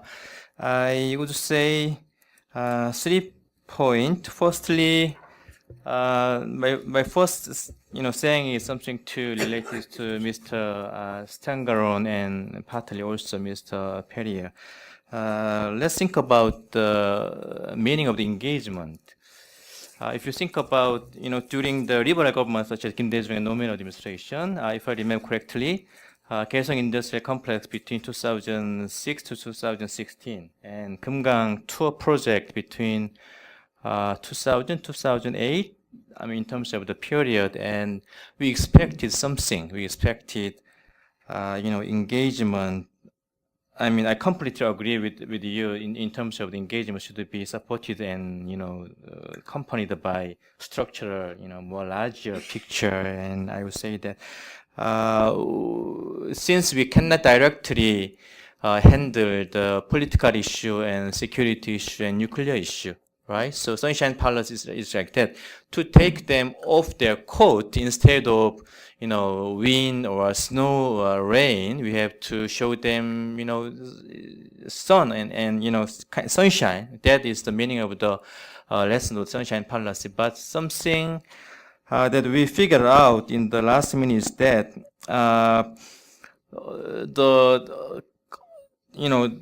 the critical condition of Sunshine Palace is supporting them financially and, in terms of the human rights exchange and etc., eventually bring spillover effect to their political and social change, right? It's the fundamental basic condition of Sunshine Palace, but it never happened according to, relatively speaking, conservative groups. So such kind of spillover effect, touching them economically, socially, and culturally, such kind of touching will eventually bring some meaningful outcomes as well in terms of the political and even including the denuclearization process. But it never happened according to, in that sense, engagement policy, whatever your word is, consumer type economy, or to expect such kind of thing, we see a better and big picture. But at the same time, people say that the sustainable socialism, or the countries such as Vietnam, China, Cuba, and North Korea, and if you think about in terms of the market economy, China is almost identical to the normal capitalist society, but in terms of the political system, they go opposite way, right? So probably North Korea won't do the similar step, according to my understanding. Professor Bechtol, I completely agree. You said that after 2012 and 13, I explained to you, North Korea dramatically speed up their nuclear program to catch up interesting moment negotiation table with North Korea, but with the U.S. But Professor Bechtol mentioned that their nuclear program is already serious before 2012 and 13, so there's no critical, things to say to separate between 2012 and before and after. I agree, but at the same time, I see that after 2012 or 13, Kim Jong-un expected something sooner or later by, relatively speaking, speeding up more serious, more heavier provocations, such as, the first nuclear test 2006, second test 2009, and third, fifth, fourth, sixth test within 3.5 years. Okay, so At the same time, they, try to make the best use of the provocation, catching and figuring out the moment negotiation between North Korea and the U.S. I tried to point out that one. Dr. Jong-ira, thank you for your very kind comment and explanation regarding the background of the larger picture about nuclear technology as well. And if I add one more thing, comparing the other former communist and socialist regime in, European region or somewhere else, North Korea, after, sometime the end of the Cold War, 1991, they saw that demise of the Soviet Union and, their closest allies such as China and Russia, became to be normalized relations with South Korea, etc. So deeper isolation and larger threat and so on. But instead of economic development, instead of openness, instead of the structural change, they choose what? They choose nuclear option. It's a very unique option in comparison with any other former communist countries in the world. Why do you think they choose nuclear option? Of course, they choose that option because of many reasons. But if I have to choose one background, I believe they choose nuclear option for their survival. But in terms of, nuclear option justify Chinese and American intervention to the Korean Peninsula, ironically speaking. So whenever they have time, they say that independence, 주체 ideology, and they choose their own way. But it's a kind of lie, because it is a little bit complicated process. But choosing nuclear option is, justify, power country intervention to Korean Peninsula, and they believe they interpret such kind of condition is better for their survival and for their continuation of the regime. Okay. And ironically speaking, it is also, we see that there is no difference between national security and leadership security. North Korean society, they identify their leadership security to the normal national security, which is very opposite way to normal, democratic societies. But in terms of the leadership security, they could be quite secured before Singapore and Hanoi summit. But in terms of national security, because of the economic difficulties, because of the, there were structural problems, their national security was seen and weak enough. But according to my thinking, after Singapore and Hanoi, the condition is probably going to opposite. I mean, if they keep on the track of the denuclearization process and peace talk process, their national security will be stronger and better. But at the same time, their leadership security will be weakened. Okay, it is what they probably North Korea never expected. Okay, okay, this is my answer. Thank you. Okay. One information: we are required to end this session not later than 11 o'clock. So the dense response is required. Next, Mr. Premier. I'll do you one better. I'll cede my time to leave enough time for Q&A. But thank you for your the great presentations on the panel, as well as the comments. I completely agree with you about the relationship between laws and enforcement. But I'll cede my time. I'll just very briefly respond to Dr. Park's comments. As I noted early on, I was taking this not a perspective of whether you should or shouldn't engage, but whether if, and at some point, if North Korea denuclearizes, because there's on a spectrum of outcomes, there's that they never denuclearize, in which case we never engage, or somewhere where we do, sort of how you do it.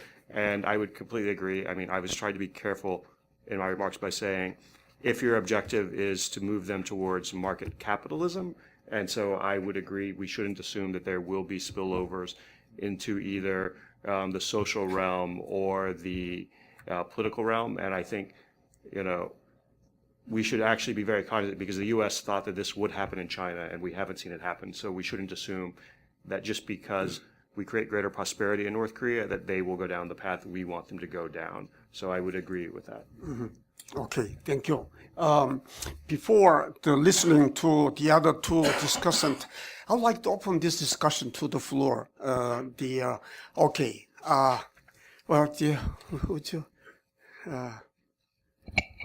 You go ahead.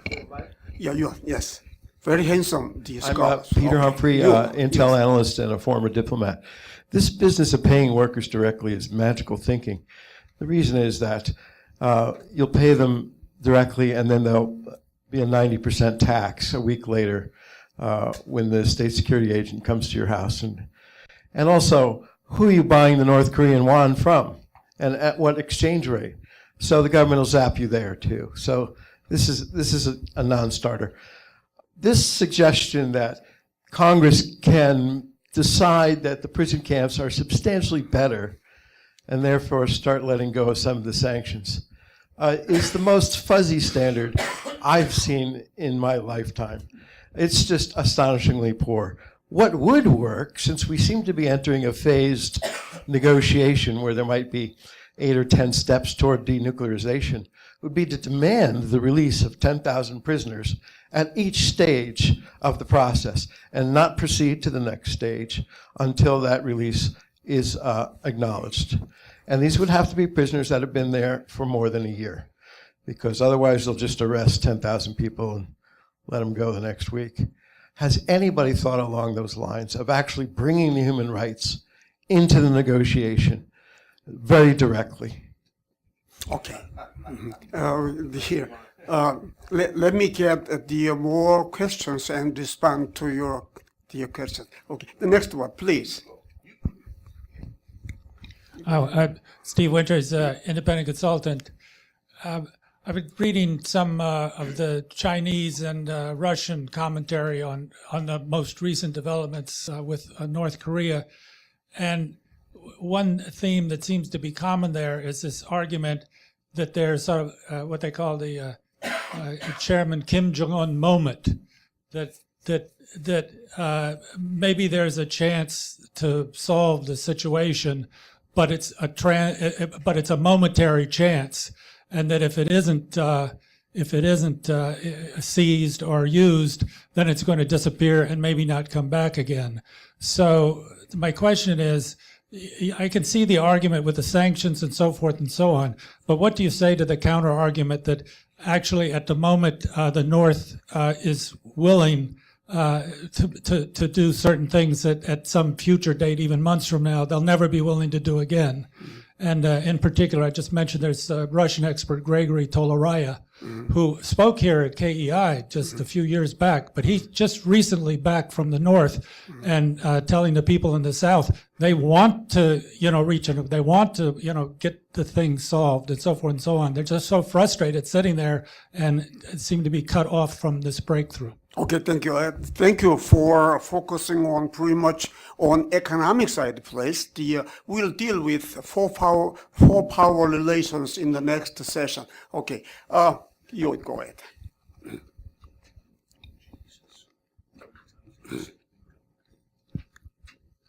Hello, my name is Henry Farron. I'm a senior fellow at the Center for International Policy.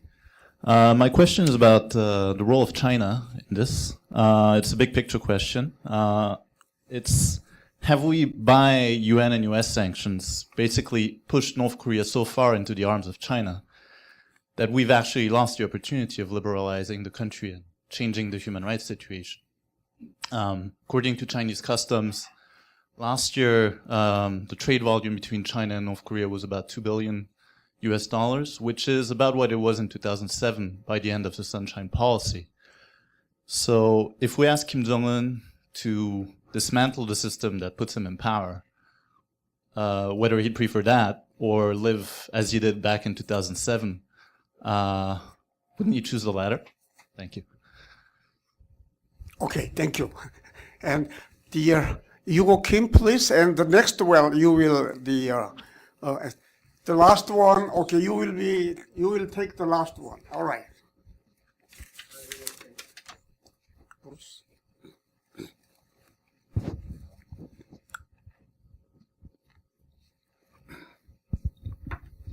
I'm Hugo Kim. My question, I have two comments and one question.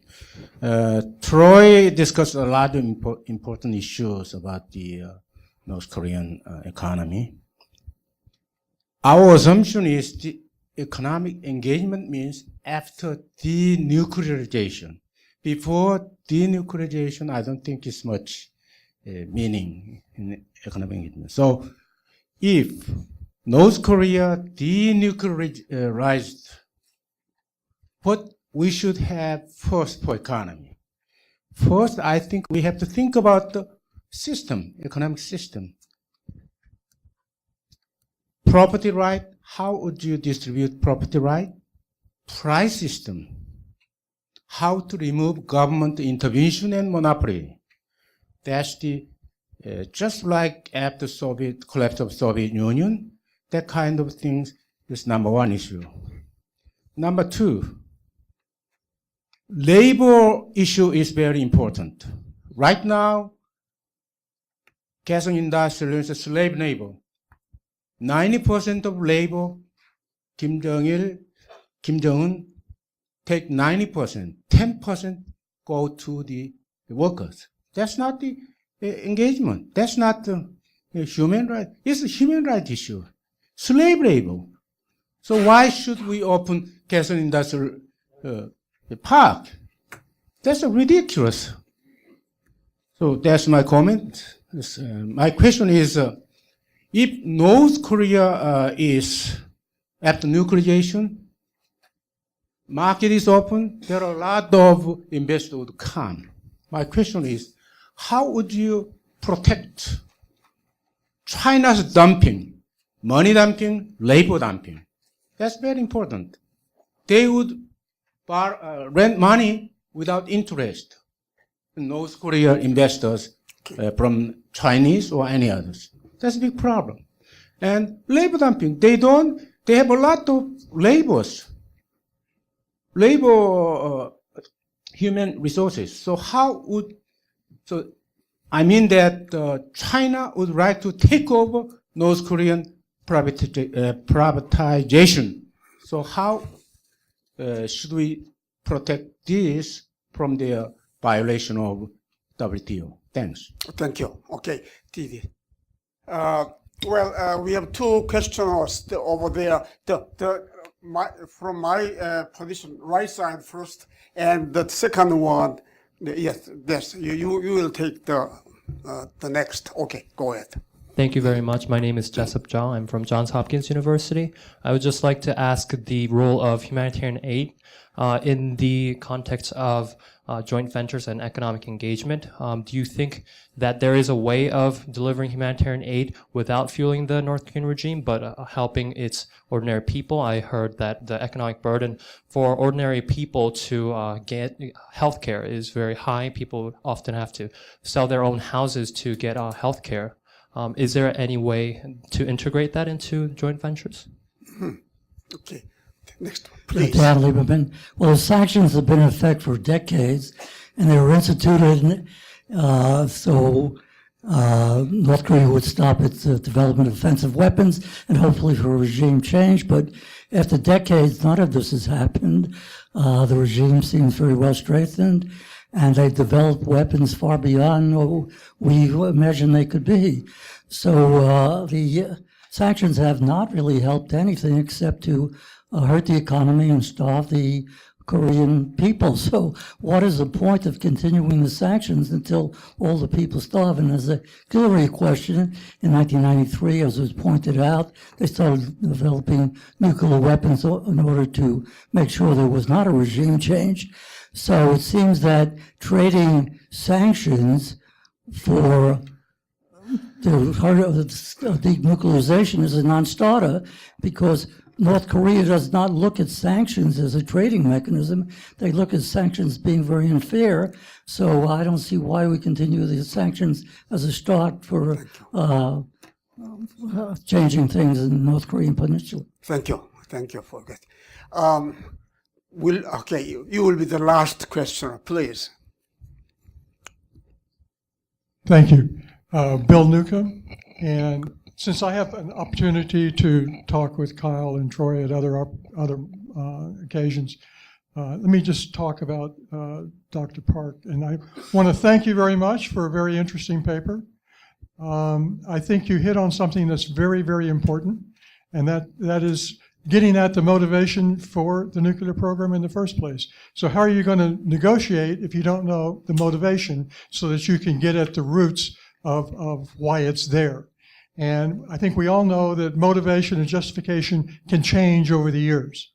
And so while I liked what you said in your paper, particularly about maintaining rigorous sanctions and better enforcement, what was missing, I think, was North Korea's long-term objective of reunification with the South on its own terms. Why do you need the security of nuclear weapons if you're not going to be aggressive in trying to protect yourself from some kind of a response? Thank you. Okay, thank you. All right. I cannot allocate the questioners each of to you, but you will respond. I would like to listen to anyone we miss anything. Go ahead, Dr. Park, please. We have to stop 11 o'clock, right? 11시에 끝내야 되죠. Okay, thank you for all the interesting questions. Okay. I cannot cover everything. Firstly, one of the questions regarding role of China, unfortunately, I don't remember. Please understand that the name, someone who raised the question. Role of China in the process of the sanction against North Korea. According to the classic sanction theory, sanction never work in case of North Korea. According to theory, okay. According to sanction theory, there are three conditions to make the sanction case a success. The first condition, the target country should be dependent on outsider a lot in terms of the economic trade. Okay, the target country should be dependent on international society in terms of trade relation. But in North Korea, almost 90% of economic relation, focused only on the China. Okay, their dependence on the outside is very limited. So the precondition is not applicable to North Korea. Second condition, to make the sanctions make a success story, sanction is kind of a series of the process. First step, okay, kind of bubble warning. Step, the nuclear program, etc. Okay. Second step, kind of diplomatic pressure. Okay. Third step could be, expel certain type of the international organization or diplomatic circle, whatever. Okay. And then economic sanction. According to the second condition, economic sanction work under the assumption of the target country. If we do not accept the economic sanction, maybe the higher or stronger sanction is ready, which is military option. So economic sanction is working mostly under the assumption of the target country is worried about the next step, which is military option. If Kim Jong-un understand because of South Korea, because of Japan, because of China, U.S. never attack us, sanction is not easy to work. The last option, third condition to make the sanction, a success, there should be no third player who enjoys substantial amount of benefit between target country and international society. Here, in case of North Korea, we have very meaningful third player, as you know, which is China, right? So according to classic sanction theory, North Korea is not applicable. But as I told you, as I explained before, we are doing the sanction against North Korea not because giving difficult times of their ordinary people, or not because the expectation of the collapse of North Korea. We do sanction to to bring them to the negotiation table. So in that sense, someone mentioned about the humanitarian assistance to North Korea in terms of healthcare or one-time food support. I agree. If the humanitarian aid is carefully combined with the whole larger picture of sanction, I agree it is necessary. Okay, and in case of China, there are three provinces, which is, in terms of the borderline between North Korea and China, Jilin, Yaoryong, and Hyeongang. The three provinces' economic relation with North Korea is very unclear. There's no specific data collection or information regarding such kind of economic activities. So the loophole or limited role of the China in terms of the sanction targeting North Korea is something that we cannot avoid. Okay, frankly speaking. Yeah, I will stop here, and then if I have time, I will continue. So I'm the one who brought up the labor camps as it relates to Congress, so I'll respond to that. Your question was about releasing. Has anyone in tranches of individuals in North Korean labor camps, and that's not something that is being discussed. The way that the law is written is that to suspend sanctions, you need to the president needs to show Congress that the situation in the political prison camps has improved, and to terminate sanctions, you need to show that all the prisoners have been released. So it's either an all or nothing approach. As far as I'm concerned, there's nothing in between being discussed at this point. As we get to the point on China, which has come up a lot, I would also just add, in addition to the great remarks from Dr. Park, is that we've seen North Korea gone to great lengths to hedge against Chinese intervention. I think they are concerned about Chinese ownership. You don't really have to look too far back when Kim Jong-un came to power with the execution of his uncle, Jang Song-taek. There is a concern about the role that China will play. So I think in that sense that there probably will be an attempt for some sort of balancing. How that will play out is really anyone's guess. And I will make a plug here, not for something I've done, but here on June 11th, so next Tuesday, we'll have a program with a researcher from Europe, Theo Clement, who's going to be talking about the role of South Korea and China in North Korean SEZs as we try to advance economic cooperation with North Korea should that time come.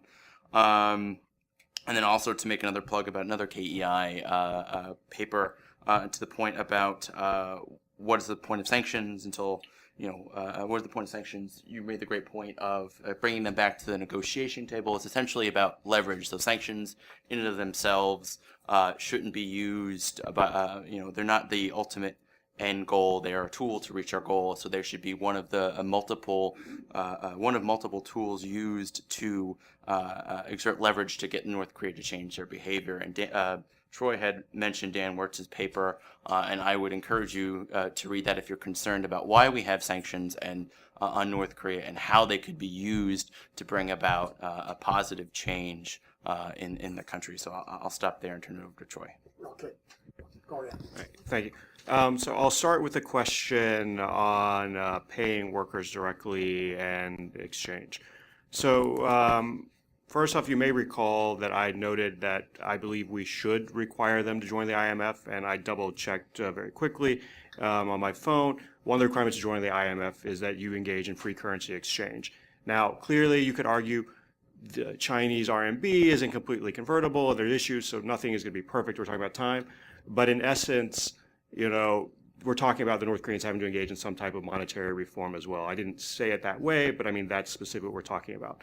In terms of paying the workers directly and the North Korean state taxes them, as I said, I have no problem if North Korea taxes them because every government in the world taxes, labor. I would say two things. One, I think it's very problematic to do economic engagement of any type in North Korea without that. You're not going to get foreign firms to go in because nobody's going to want to be paying the North Korean state directly. So I think basically by not pushing them to go this way, it's not in their interest, it's not in the national community's interest. And so we undermine basically any prospect of real economic engagement because I'm hard pressed to think of any country in the world to where you don't pay the workers directly. So it's the abnormal part of the world that we're talking about here in North Korea. And if the North Korean state were to tax them at 90%, what I would remind you is when Kim Jong-un did currency reform and how well that went over.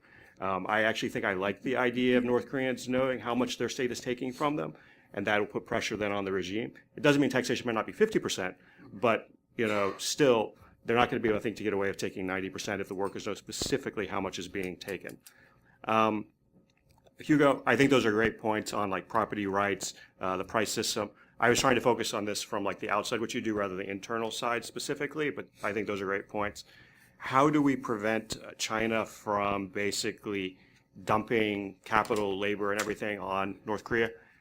I don't know that there's a good answer to that, other than that North Korea might have to put in certain restrictions in terms of like investment and everything to try and manage the inflows.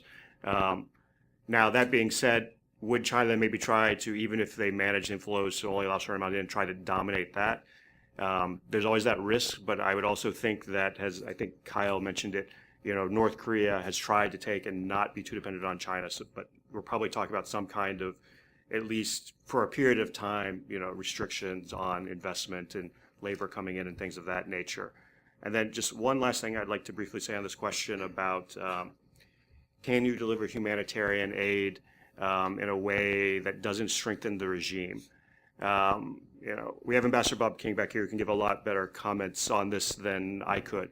But one of the things that, if the story is correct, because you never know with reporting from like anonymous sources, everything is true, the Moon administration had proposed to the North Koreans that Mount Kumgang be reopened and that they pay North Korea not in cash, which would violate UN sanctions and all those other things, but in food, something North Korea needs. Now, obviously, if North Korea had accepted that offer, you would then have this question of how do you ensure that it's distributed to the appropriate people. The World Food Program has had things in place in the past to try and take and make sure it's distributed to the right people. So you have to put those things in place. So I'd like to think that, if we got to a point to where there was some type of arrangement like this to try and help any food shortage North Korea had, that there might be a way to take and make sure it gets, we'll say, maybe mostly to the people who need it, because I don't think you can ever be assured completely. And at the same time, one thing I think we should clarify, one of my colleagues, Bill Brown as well, who's not here today, he's looked at detail at the trade data between China and North Korea. And the North Koreans haven't, despite having fewer, exports, cut back on imports of food from China. Now, there's some questionable things like why are they buying more tobacco, and you can get into that. But I do think we can find also market mechanisms to try and help the situation as well. Thank you. Okay. Bruce, well, will you just respond to the question about the regime change? Okay. First of all, the gentleman in the back that talked about sanctions don't work, please allow me to say thank you for your interesting comments. Your perspectives are always welcome, and I categorically disagree. Sanctions do work. I could cite two specific examples when they worked with North Korea. They worked in 2005, 2006, along with the Patriot Act, Section 311, and they're working now.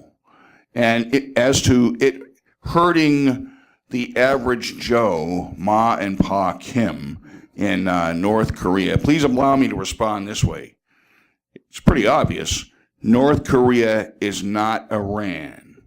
Sanctions that would hurt, Ma and Pa, what's a Farsi name? I don't know. I'm Jewish. Okay. Stop it, you guys.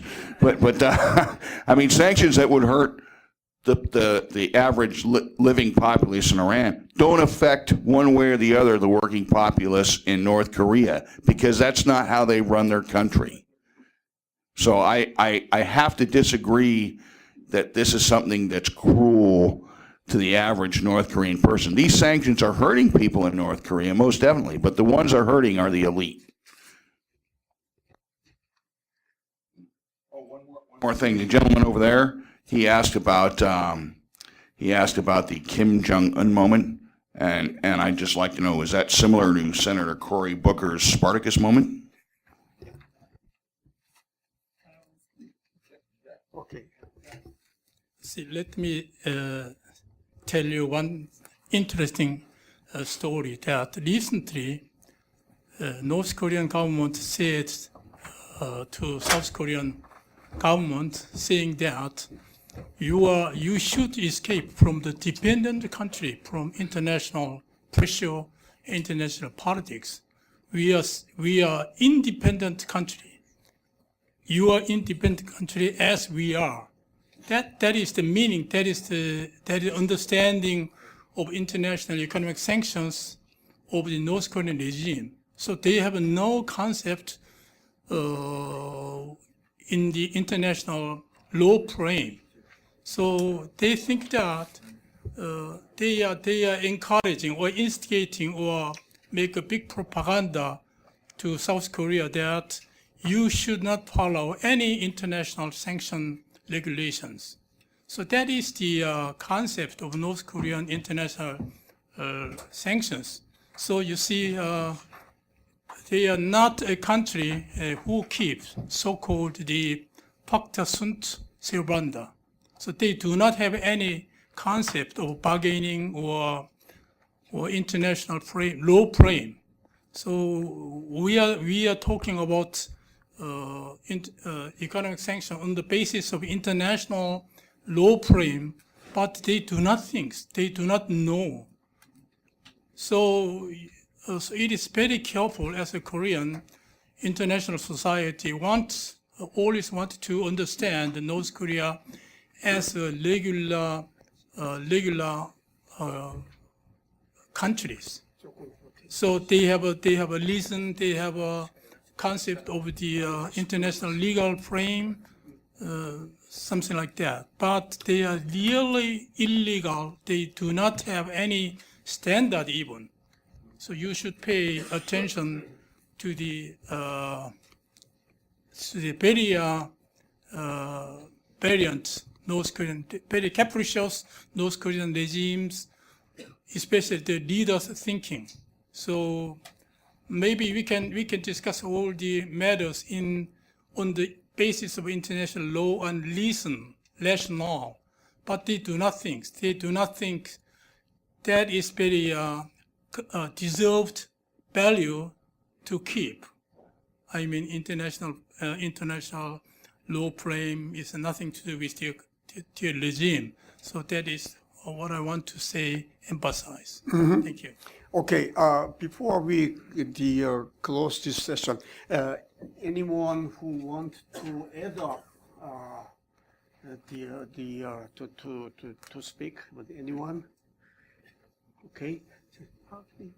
One of the comments, someone, from the floor, the gentleman said that, North Korea still have a deeply rooted goal, which is, communically, unify the, South Korea in terms of under the umbrella of the communism, etc. I would like to say that as you have the Democratic Party and Republican Party in the United States, we have a similar political system in South Korea. We have, conservative group and progressive and liberal group. In terms of the denuclearization, the interpretation of the North Korean goal, purpose of the nuclear development is very important. According to the conservatives, North Korea, they do the nuclear development to become nuclear state. Okay. And according to liberal groups, North Korean nuclear development because of their, in terms of their diplomatic means. If you identify North Korean nuclear program, diplomatic means whether they stop nuclear program or not is up to us, up to South Korea, up to United States. If we identify, according to conservatives, relatively speaking, if we identify North Korean nuclear program is to become, North Korea become a nuclear state, whether they stop nuclear program permanently or not is up to them, theoretically speaking, right? That is what we so far have done and doing now. So, South Korea is most democratic society in Asia, and we choose sometimes conservative leadership, sometimes liberal leadership. Once we choose liberal leadership, just let's, take a look at what they are doing, what we are doing. But, every, the leaderships and government, they may have some problem, and we do some kind of best to justify and, modify the policies and etc. This is my frank opinion. Okay, thank you very much. North Korea has developed the nuclear capability, paying its just the capability. It will not seem that it will destroy or dismantle the nuclear devices by itself. The best way is, Kim Jong-un change his mind and decide to dismantle it, for itself. But it would not be possible considering the characteristics of this regime. Nevertheless, international community needed to shape such an environment in which, well, he has to change his mind. It'll include the economic sanctions and the relationship with China and Russia, and also the between two Koreas, so that the Kim regime and, in a sense, North Korean people accept the dismantlement of the nuclear device inevitably under such the international environment. Before closing this session, I would like to emphasize one point. The theory of denuclearization is not so much complicated, but in any way, well, the process will be very difficult and complicated. Along with that process, I would like to emphasize to keep strong alliance between Korea and the United States, so that, well, while we are keeping stability and security of this area, and they provide such an environment in which North Korea just change its direction. This ends the session. Thank you very much.